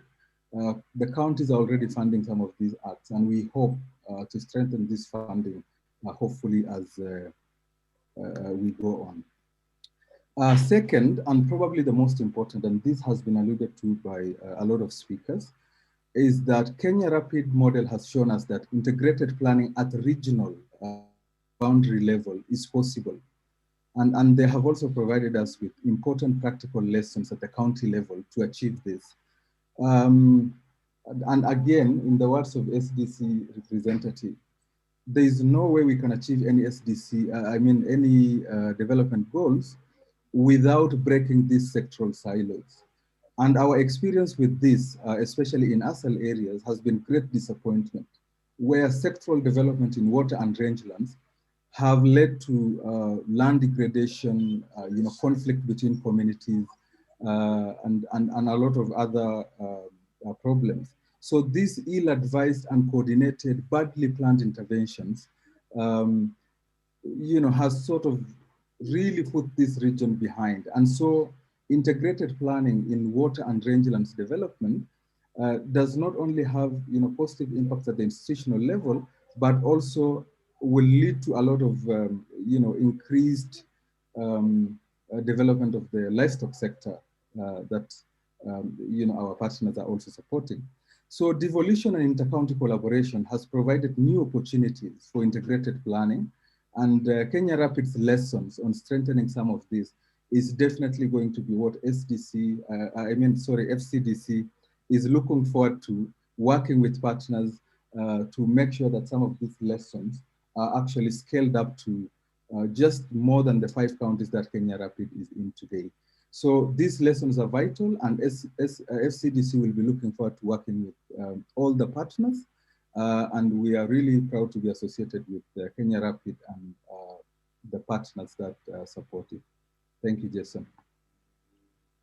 Thank you, Dr. Chiba. I think that's a fantastic response, and we look forward to a greater partnership going forward as Kenya Rapid gets into its next phase, which is beginning next year. Engineer Kimanthi Chengo, I loved your response on collaboration. But one of the things that has emerged from this conversation is the excitement with the technologies that have helped to keep water services running. To what extent do you think there is policy space to help accelerate, uptake and scaling up of these kind of promising solutions? What do we need to do at national government level and perhaps support the counties to do this? Engineer Chengo. Thank you, Jason. I think K-Rapid colleagues, we need to appreciate that it's critical for the sector to seek out new possibilities and technological solutions to serve to address the service challenge in Kenya, and so particularly in the rural areas.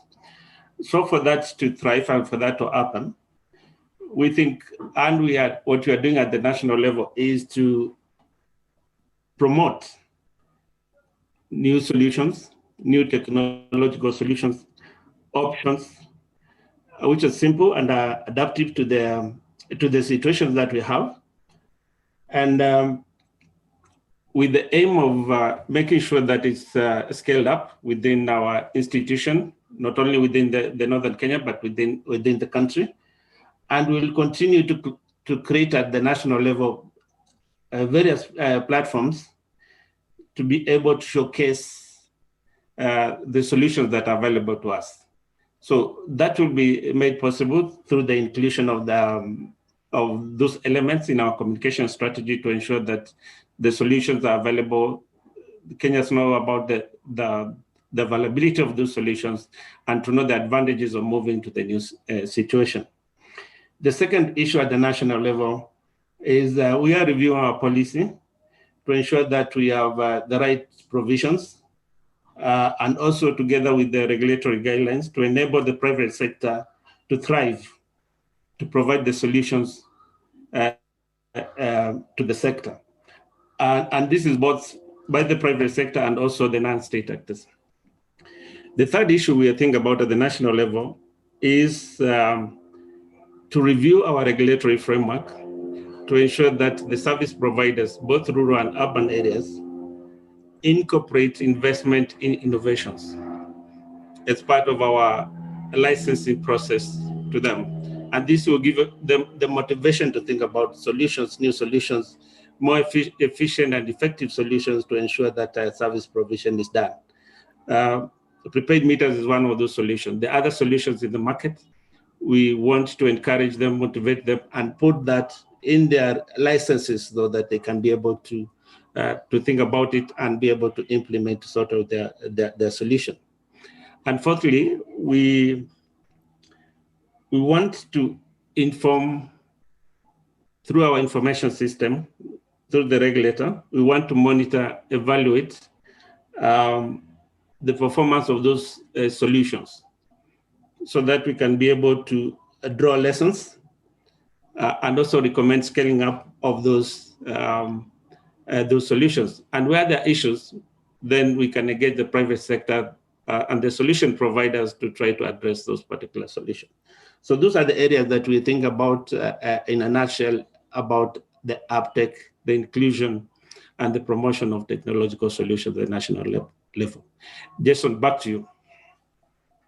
Thank you, Engineer, for your clarity of mind. As always, I think that was quite systematic. I want to move over to James, the CEO of NDMA. James, you have had those kind of solutions that Engineer Chengo is talking about.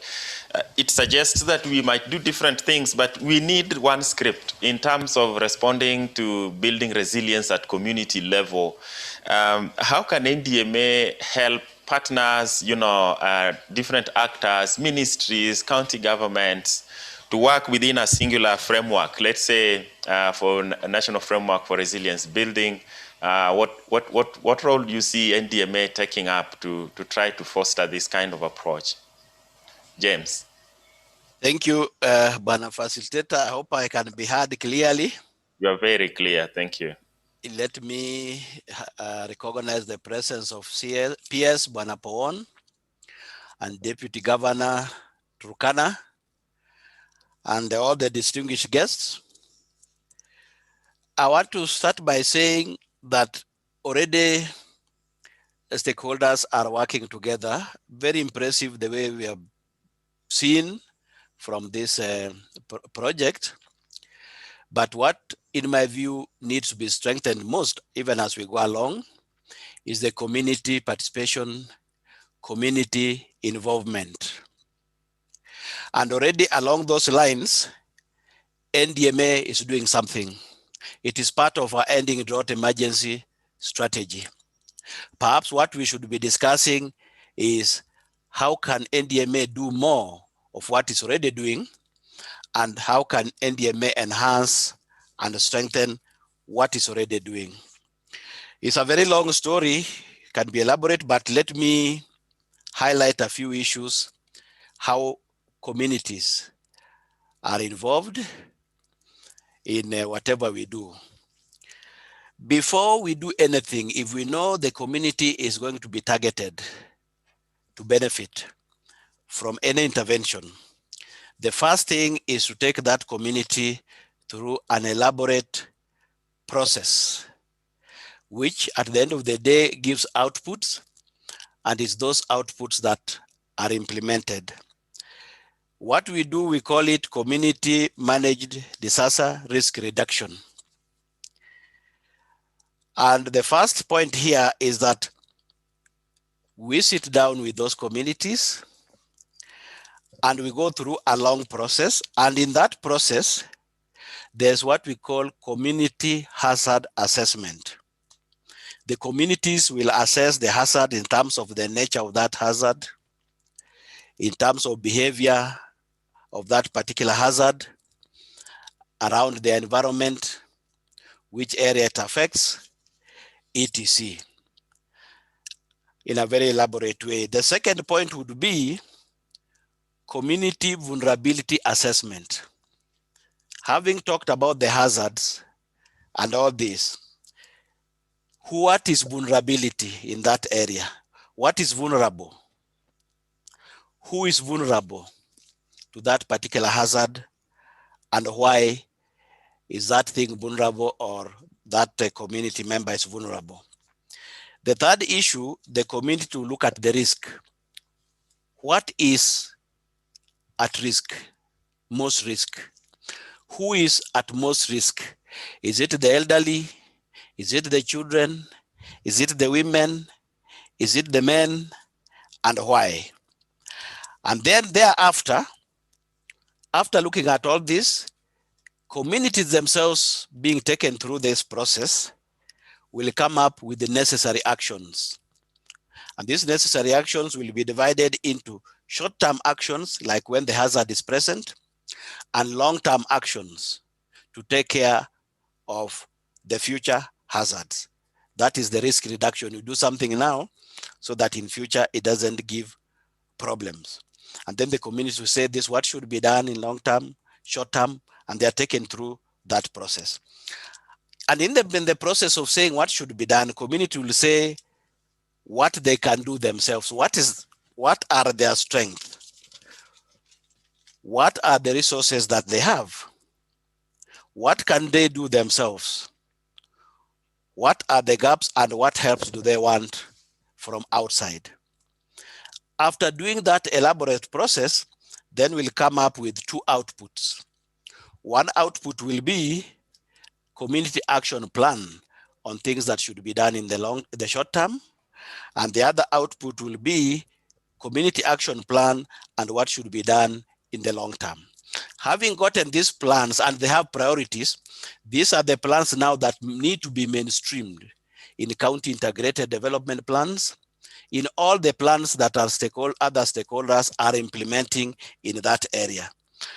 Which means after they have been mainstreamed in CIDP and others, whatever one is doing in that area, you know, it's not a guesswork. It is something that is focused towards solving community problems. It is something that is owned by the communities. It is something that will be sustained. It is something that is likely to have better impacts and better outcomes if it's implemented in that area. And I think, in my view, we are doing others, but that has been, I think, the weak link. And I think the project we are discussing here, the RAPID, is really, really emphasizing on that. And that's one area to focus on. Because in most cases, you find people decide, maybe at county level or national level, people imagine, people think that's what is required there. But unless you involve the people who are affected, unless you involve the beneficiaries, unless you hear it from the horse's mouth and implement exactly what has been agreed on at that level, most of those interventions, usually you don't get meaningful impacts. Otherwise, briefly, this is what I have to my inputs. Thank you very much. Thank you, Bwana James, on behalf of MDMA. I think that is quite a nuanced understanding and approach to working at the community level using that CMDRR approach. And I want to go to David, David Gatende, Group CEO, Davis and Shatcliffe. David, if you listened to James, the approach he's talking about is it's easy to forget private sector. When you go even to the community level and ask them the questions James is raising, what can you do? What help do you want from outside? Quite often they will forget what markets can do for them. For us as development partners and government, David, how would you like us to help you to get greater inroads into this kind of setting, so that we can get you to do more business and help complement priorities that are clearly public. David. Thank you very much, and good morning to everybody. Allow me to just greet you all like that and say all protocols observed, and I hope there is no offense taken. In the interest of time, I would like to answer the question that you have asked me by just saying this, that as the group chief executive of Davis & Shurtleff, which is a private family business, I would say that I took particular interest in what Patrick Wilson said about private businesses being there for profit. And there's nothing wrong with that. And he's quite right. But Davis & Shurtleff, we have one of our principles is we say that we put purpose before profit. And what is that purpose? The purpose that we have stated for Davis & Shurtleff is to improve people's lives by providing water and energy solutions across Africa. So we're currently in 9 countries with about 1,000 people who work for us, but we really intend to go across all 50 plus countries in Africa. I was at a Christine camp near Elias Springs in late 2014 when the Kenya Rapid and Millennium Water Alliance joint partnership was established. And so Davis & Shurtleff is amongst the founding partners. I remember taking a bath in Lake Turkana, amongst others, and they were very exciting times. We looked forward with excitement to what has happened. And it's good, there has been progress in that period. And from our side as Davis & Shurtleff, what we have done is we have established businesses in Garissa in that same year of 2014, in Lodwar the following year, 2015, in Marsabit last year, Wajir this year in COVID year in March of 2020. And we are right now in the process of establishing a 5th branch in this region in Isiolo. As a matter of fact, Doris rang me from Marsabit, where she was with Bella Akinyi, our manager there. And Doris was so excited. She says, I can't believe you have a branch in such a remote place. And yes, indeed, we do. So we are taking our products and services closer to the people, and we are making them available at the same price as they are in Nairobi. Of particular interest is solar powered solutions. And I would like to just say that they are environmentally friendly and they are maintenance free. So instead of having generators or even instead of having hand pumps, solar powered solutions are the way of the future. And we have done a number of projects together with the Millennium Water Alliance and with the county governments who are represented here. And just in September, we trained 30 technicians, county technicians in Isiolo, together with Millennium Water Alliance over a period of 3 years. One of the best kept secrets is the fact that over the last 10 years, the cost of solar has declined by 90%. Yes, you heard me right. We used to buy solar modules at over $2 a watt, and now they cost less than 20 cents a watt. They still have to be landed, so it might cost a little bit more in Kenya shillings. But the 90% reduction in the cost of solar modules has made the whole idea of powering equipment by solar very much more affordable. And you may have seen in the newspaper recently that the Kenya Power and Lighting was expressing alarm at the number of people who are taking solar, because the opposite with Kenya Power is the price is going higher and higher. But with solar, the price is coming down. And you are better off buying it today than you were last month. We have just ourselves as Davis & Shurtleff lowered again the price of solar modules. So please join the bandwagon. I recently put one in for my mother, a 3 kilowatt solar generator. So she is part of the people who are benefiting from this. We now have solar packaged solar solutions. And one of the things we would love to see is all hand pumps, not just in Kenya, but across the whole region, replaced with solar powered tanks. So there's a tower, there's a pump in the ground, there's a tower, and there's a 3,000 liter tank. And we would love to work with the governments, with USAID and with all the partners to make sure that these are installed all around the country and around the region. We are able to use remote monitoring. I can switch off a pump in Lodwar, for example, using my phone here. And I would just say, I heard a comment from one of the DGs. I think he was saying that the private sector is slow in acting. I would push back, because I would say that too often with our implementing partners, we have found that there's too much talk. It takes too long to make decisions, yada, yada, yada, yada. And all we ask is for quick decision-making and a smooth payment process. We have the equipment, we have the technicians, we have the expertise, we can do it tomorrow. But sometimes it's a year, it's 5 years before some projects get done. And I would just say, let's work together to make decisions quickly and to smooth the payment process, because we can install the equipment by tomorrow.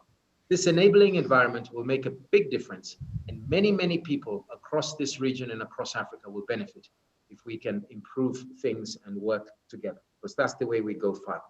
Thank you very much. That's all I have to say. Thank you, David. I think that is quite spot on, and I agree with you, solarization. I have been witness to some of the really massive expansions and benefits at the pump level that are clearly communities are feeling. So thanks a lot for that great feedback. I want to speak to another private sector person, Andrew. Andrew is the business executive at IBM. Andrew, unlike David, who deals with the products that are physical, data is a little bit different. And moving data from private to public space can be challenging, and yet you still need to make business sense. I just want to find out from you as IBM and those who deal in goods like this, data, and we have also other partners in the program like Acacia Water, who are doing a lot of helping and supporting mapping, and I think many others. How can we get a balance to accommodate public interest and also help private entities like IBM to still make a business sense out of these interventions and the support that you give us? Andrew. Thank you, Jason.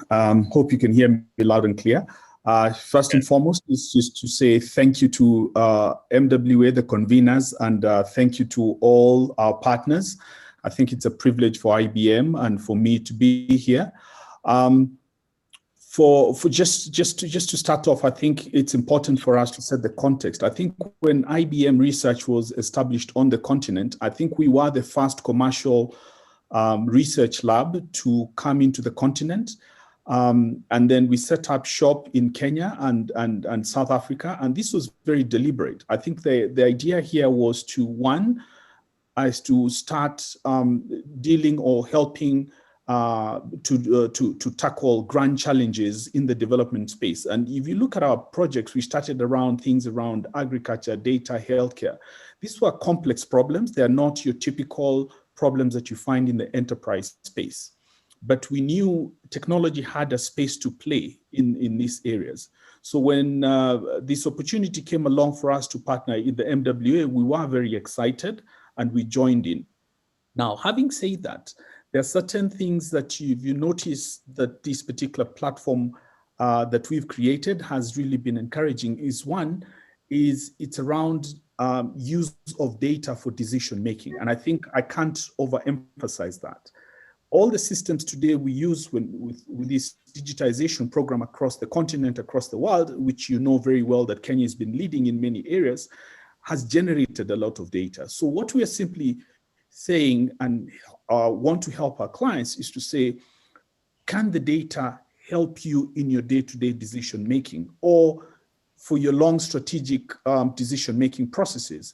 Let the data speak for you. So it's not good enough just to say, I know that this is happening, let the data back it for you. So that is what we've been aiming to try and do. So for us, I think there's several things, underlying things we'd like to get this support. One is the adoption or the use of this technology at the strategic level. You notice the tools we develop as IBM, they're not in the consumer space. They're being used at the county levels. Now, not only can they be used at the tactical level, like in this particular case, would like to see the adoption of this technology at the strategic decision-making levels. You know, the county governors, the deputy governors, the CECs at that level, where they're using these data from these platforms to say, okay, how does the water landscape look like, right?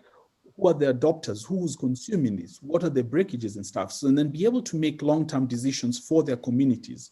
That is one of the things. Secondly, would like to see this permeate to other national government agencies, not only just the counties, but there are other agencies. You had, the NWA, NDMA, Ministry of Water, the water authorities. There are many, many other agencies that could really benefit out of this. So where you have those agencies being able to take advantage of that. I think that the one area we definitely would like to take a look at is to deepen the use of data. Now, the deepening of the use of data in this case, our platform generates a lot of data, uses a lot of data. Our job is then to look at it. How do we package this data so that it can be consumed by the various stakeholders? So would like to see that in the next phase as definitely as an area we would like to deepen. Not only is it that, water is just one of the industries. What if we started looking at overlaying different layers of data sets, agriculture, malnutrition, healthcare, climate data? How does that view look like?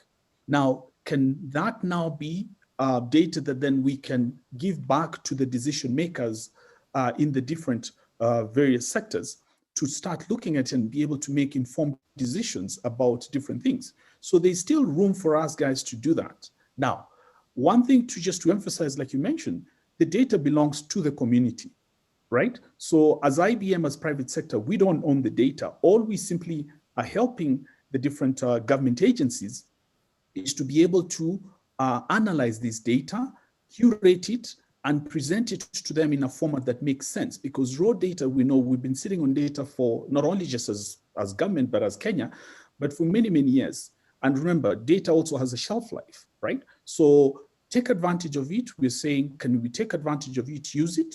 The data belongs to the citizen. The government is the custodian, and us as private sector can help you make sense of that data where it's consumable. So there are models that we've used. I think for us, like I like what has been said. There are models that exist that private sector can use in order to encourage that. So we can explore that. For us, I think the biggest thing is if we're welcome and we're told, please come in, let's work and collaborate, we're more than happy to do that. I think to also encourage the county governments, as you see value in these assets, in these data sets that are being, analysis of these data sets that is being done, is to start thinking, how do you start forging and setting budgets aside in order to directly start having those conversations with the private sector? We will come and we will drag along other private sector members. We will also work with the local partners or private sector members who are not necessarily big as IBM. We work with them, our local partners who could be local in your community, to transform and to help them transfer some of these skill sets to them, so then they can be able to support you going forward. I think I'll yield there, and thank you so much. Excellent. Thanks a lot, Andrew. I think that's quite elaborate, and we are very happy to have worked and look forward to continue working with the IBM research. I think you have been fantastic partners. You've helped transform our data use culture, and even at the county level, the enthusiasm is enormous. I want to, as I come to the end of this panel session, I want to speak to Honorable Festus. Honorable Festus, I hope you are still there. Yes, I'm here. Excellent, Mheshimiwa. So, Honorable Festus, you heard it from Robert, you heard it from Andrew, you heard it from the PS. We must break down the silos in which we sit, particularly in the water, and I think the progress is great. But if we sit in the water box, we will not be able to support livestock, we will not be able to support health. What can we do differently on the ground to ensure that we encourage and foster this kind of multi-sectoral approaches like we have been challenged? From where you sit and your experience, because you have been in this sector for pretty long, what do you think we should do differently?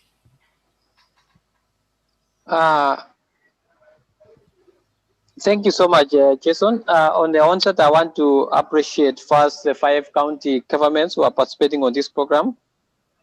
Critical is to really say that I think credit goes to the USAID team, the financial, and of course the Millennium Water Alliance. Journey to self-reliance is so critical and so great. And coupled with that, and I'm picking it on the multi-sectoral approach.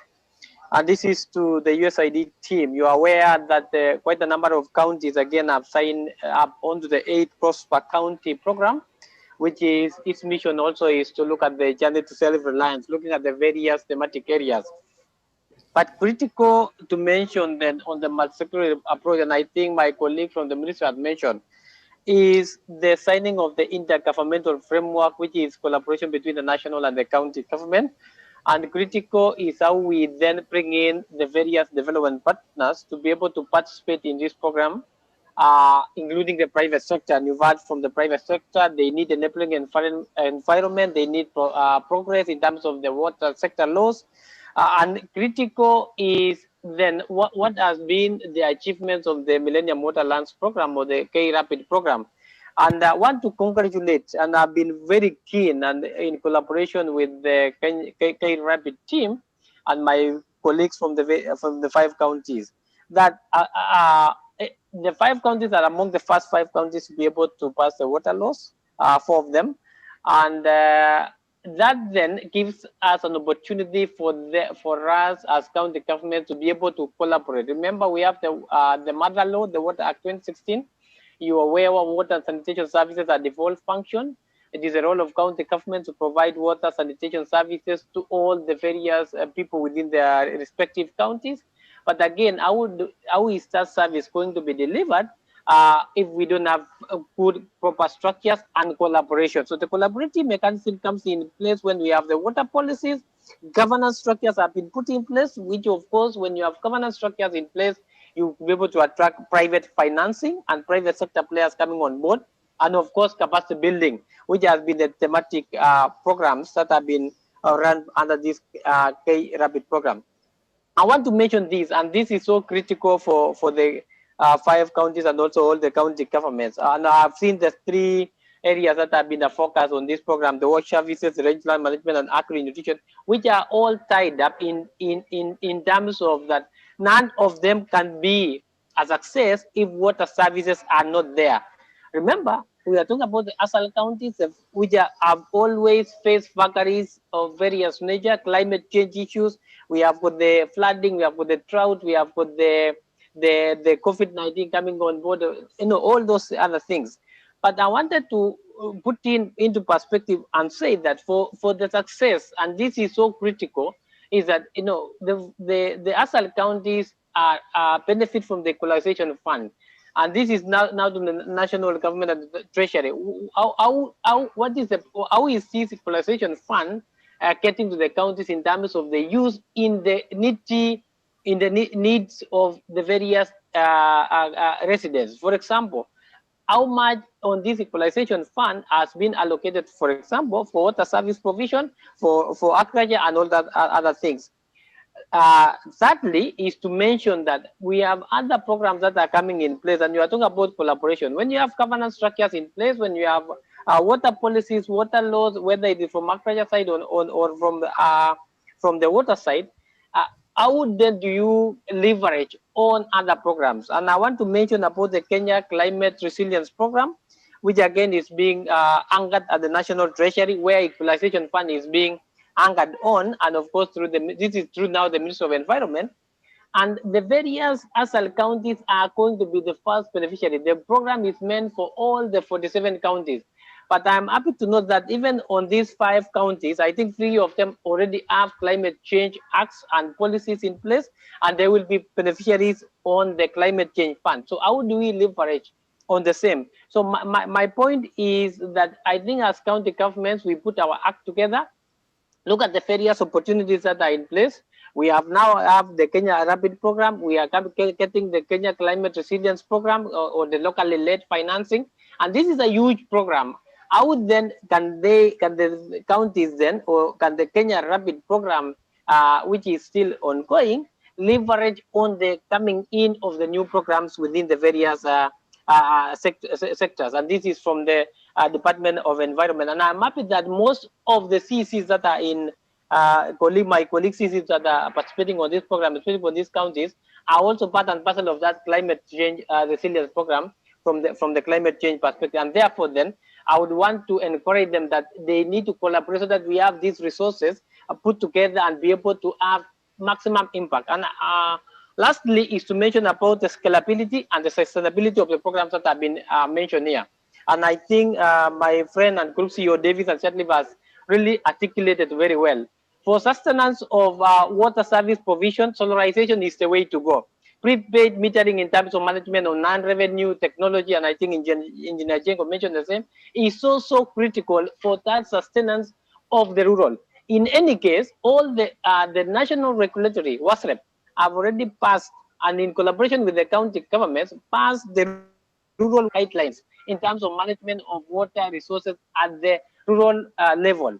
I know the urban has been there and that has been taken care of. The rural water guidelines now will guide even the implementing partners on how to sustain. And I know one of the critical partners that have been participating in this program is World Vision. And it's so critical that even as we implement programs, especially the implementing program, to note that they are now the rural water guidelines, which then makes the program sustainable. And therefore, I urge all of us that we look at those policies and of course guided from the national government in collaboration with the county government, to the private sector, to the implementing partners, so that we provide value for money and sustainability. And of course, lastly then, to scale up the programs for posterity. I just wanted to point out that when you put all the resources together and focus on water programs, water laws, governance structures, it is going to be a success. But I want to congratulate the Kenya Rapid that it has been a good example to emulate, especially in the ASAL area. Thank you so much. Thank you, Engineer. Thanks a lot for that elaborated again presentation. Engineer, is also the CEC Water Environment Energy in Nakuru County. Is the chair of the CECs in the country of all the 47 counties, and you could clearly see from that knowledge and response how elaborate that was. Thanks a lot, Engineer. My last panelist who will make a commitment will be Lillian Dodzo. Lillian is representing all the implementing partners who have been at the forefront of this program. Lillian, I believe, is from World Vision. Lillian, World Vision, FH, Food for the Hungry, CARE, CRS, big experience on implementing. What a journey it has been to shift from implementing to facilitating. Going forward, what do you think implementing partners should do better and differently that you have learned from this program? Lillian. Thank you so much, Jason, and good morning, all the distinguished guests that are on this call, the government representatives that are on the call, all protocols observed. It's an honor for me to be representing the implementing partners of the Kenya Rapid program. In terms of what we've learned, what has come out clearly with the Kenya Rapid program is the fact that, we can no longer accept business as usual in terms of our approach to development. And we've seen this in all the 5 counties of Turkana, Marsabit, Isiolo, Wajir, and Garissa, as well as other partners that have been core investors in this program in terms of human, financial capital, in terms of software, equipment, as well as other organizational resources that have been used and employed collectively to achieve this transformative impact that we've seen. So emphasizing really the whole issue of county-led, county-owned, and county-driven philosophy. So this program has really marked a significant shift in the role of Millennium Water Alliance members, which as NGOs have often been seen as direct program implementers, but we've had to shift to facilitators of a program that is implemented by the county governments, who are the duty bearers for the delivery of water and sanitation services under the 2010 Constitution of Kenya. And we've seen this shift reflected in the day-to-day operational heart of the program. We have county coordination unit that will be co-located within the county's administrative headquarters. We have program decision-making structures that prioritize national and county government representation and authority, and also the provision for the direct transfer of program funds to county governments to support the program objectives. And in terms of what we should expect to see implementing partners doing better and differently as a result of this program, There are 5 areas that I'd like to quickly summarize. The first one being around advocacy. What we've seen with this program is that the governance and legal framework in the wash and livestock sector across the 5 counties during the Kenya Rapid implementation period, it was a major boost to the improvement of the water, livestock, and rangeland service deliveries.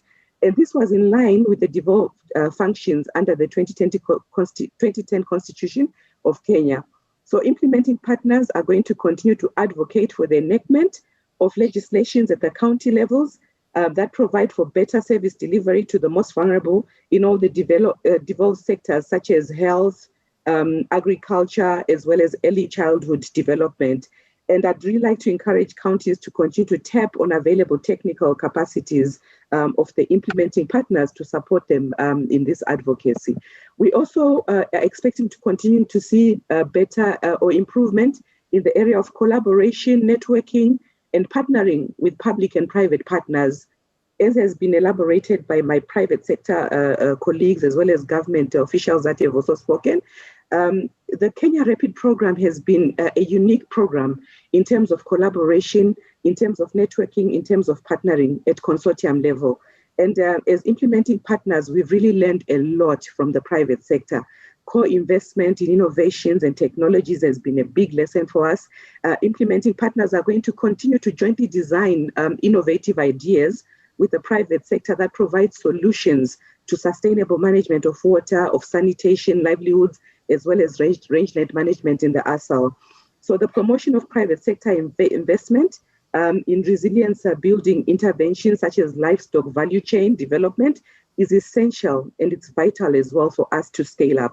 So also partners are also going to continue to use lessons learned to strengthen community linkages with markets, with microfinance institutions, and support services and input providers. The integrated approach as well to this program has been quite an important driver of success.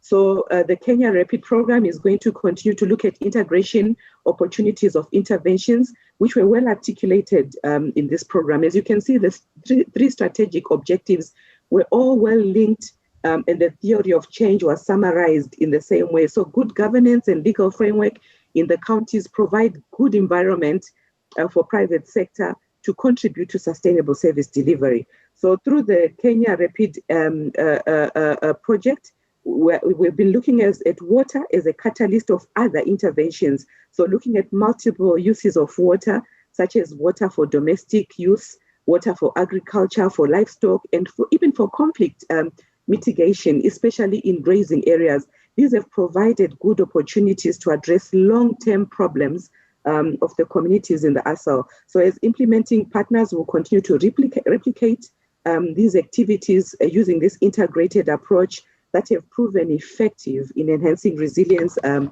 sustainability. Fourth is technology. During this 5-year period, what we've seen as implementing partners is that we've gained a lot of learning in the area of new technologies. For example, the use of borehole sensors to monitor the performance of boreholes, sensors to monitor livestock water use, desalination of saline water, use of agronets for agricultural production and savings for transformation, among other innovative ideas. So these ideas have all contributed to implementing partners' enhanced integrated programming of critical sectors of resilience building, such as WASH, food security, legislation through collaboration of various implementing partners and government ministries. So we're going to continue to endeavor to scale up these private-public partnership models that have worked well. Lastly, research and knowledge management. Although this was one of the drivers of Kenya Rapid, it was not fully attained. So as the Millennium Water Alliance and implementing partners, we need to further work closely with research and education institutions so that we can jointly address the knowledge gap and also enhance development of human capacity, especially in environment as well as natural resource management. So we look forward to continued partnership and collaboration as we work together to contribute to Kenya's development. Asante.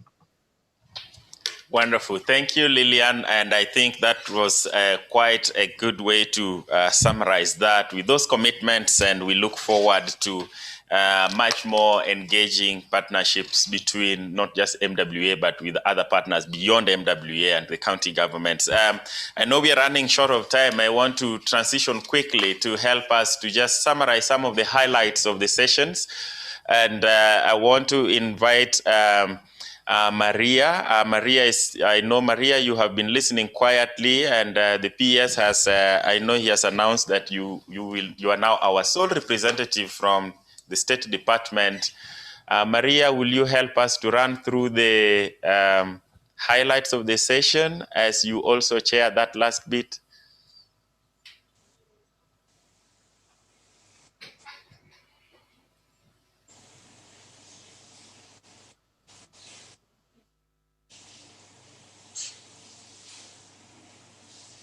You are...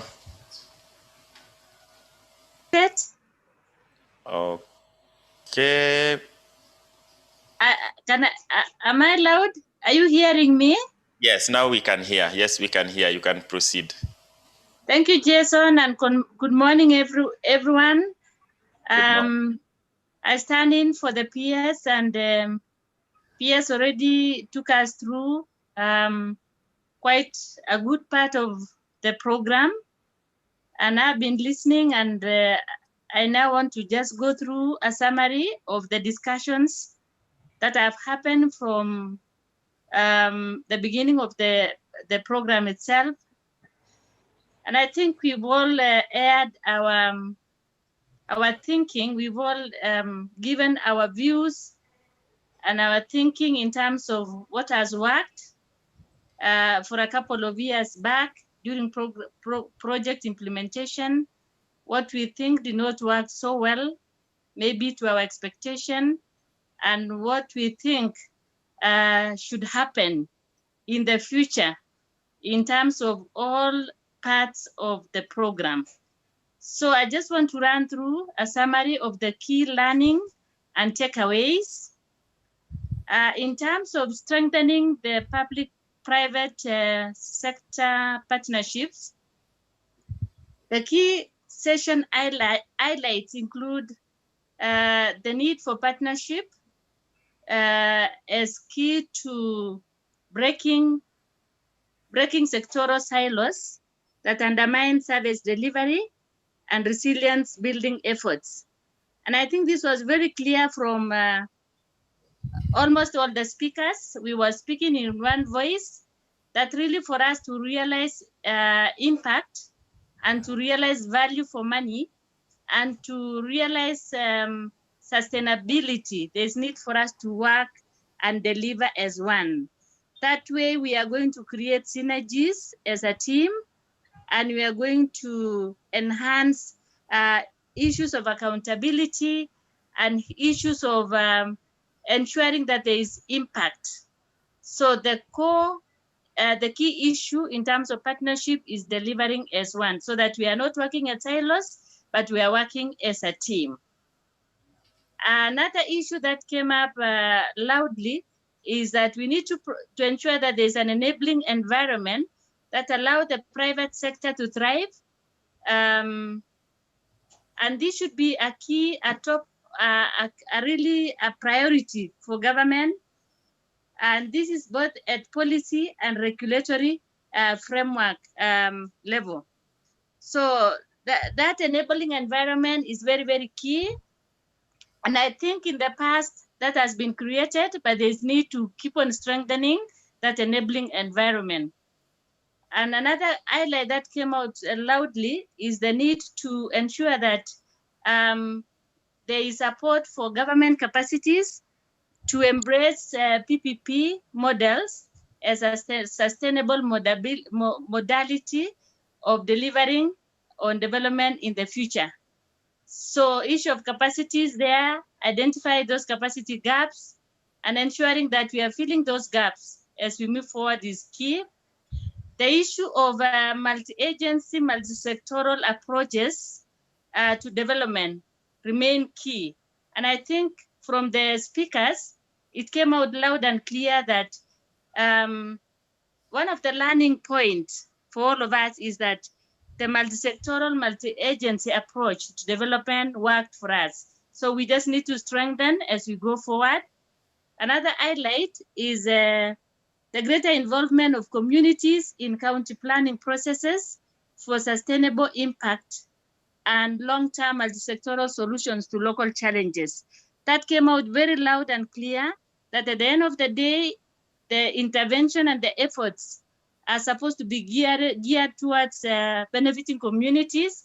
And therefore, it is very important to make sure that we involve them at all levels, right from planning, so that they are able to express their felt needs, and we align the development efforts to addressing and providing solutions to those felt needs of the community.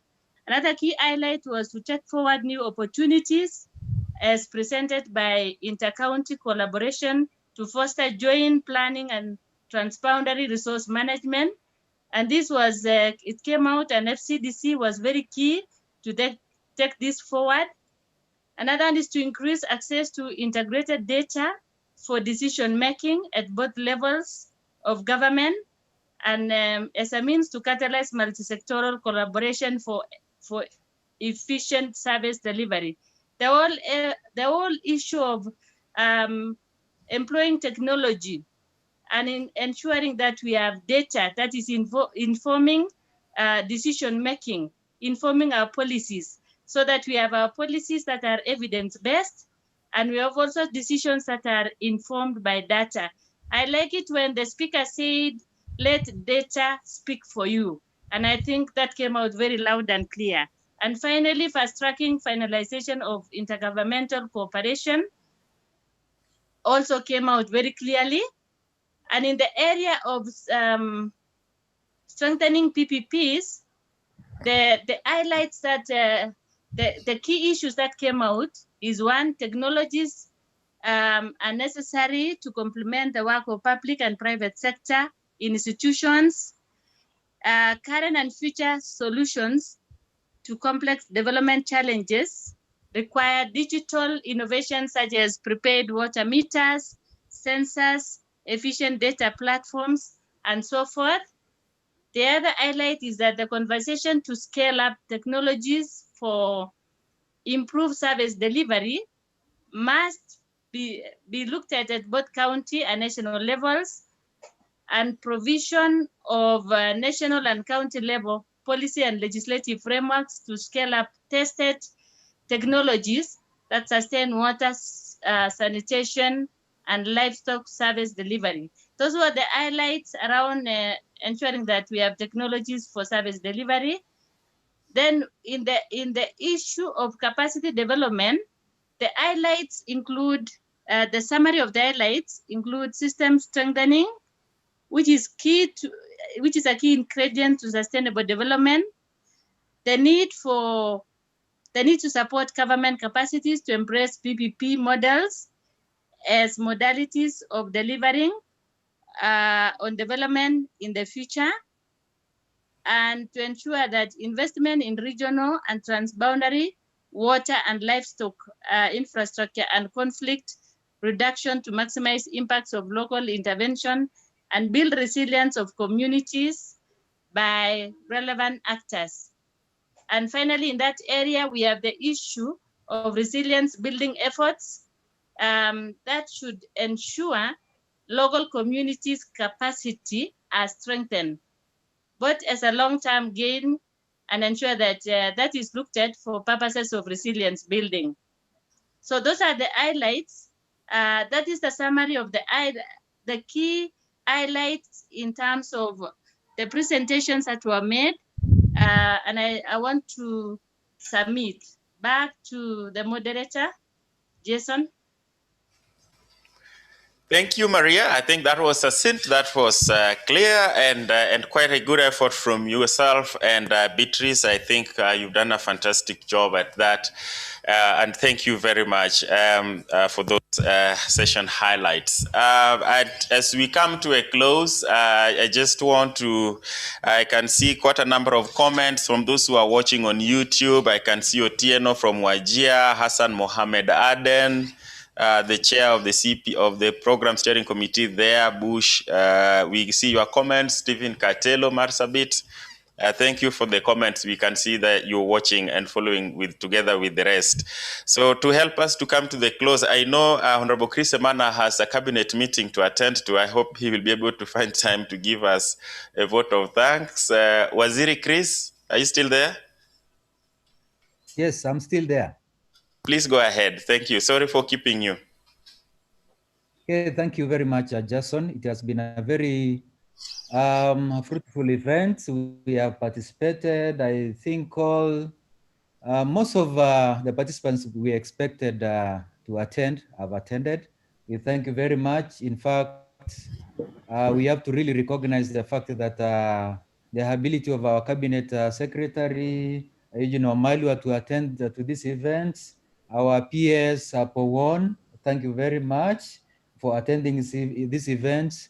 Our governor is represented by our very able His Excellency Deputy Governor Peter Lotedro from Turkana is here. Thank you very much. We definitely appreciate the fact that USAID was represented by Patrick Wilson. Thanks for that. SDC, Thomas Hote, we appreciate you for that and all the support that you have continued to provide to this program.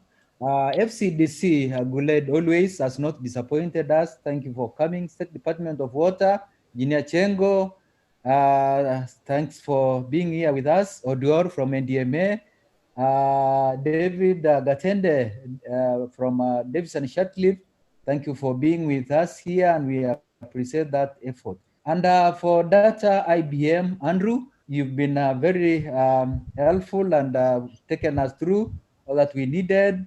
And then representation from CEC's Focus, Caucus representing us, Engineer Festus, we appreciate your participation. Partners, implementing partners were represented by Lillian, and we appreciate you for that. All the staff from counties, either watching from here or even from YouTube, community members, we really, really appreciate this effort and this participation. So as we come to an end of this Kenya Rapid Learning events, we have lessons learned, which are definitely been given to us, summarized to us, courtesy of PS Powon. We are taking these lessons seriously.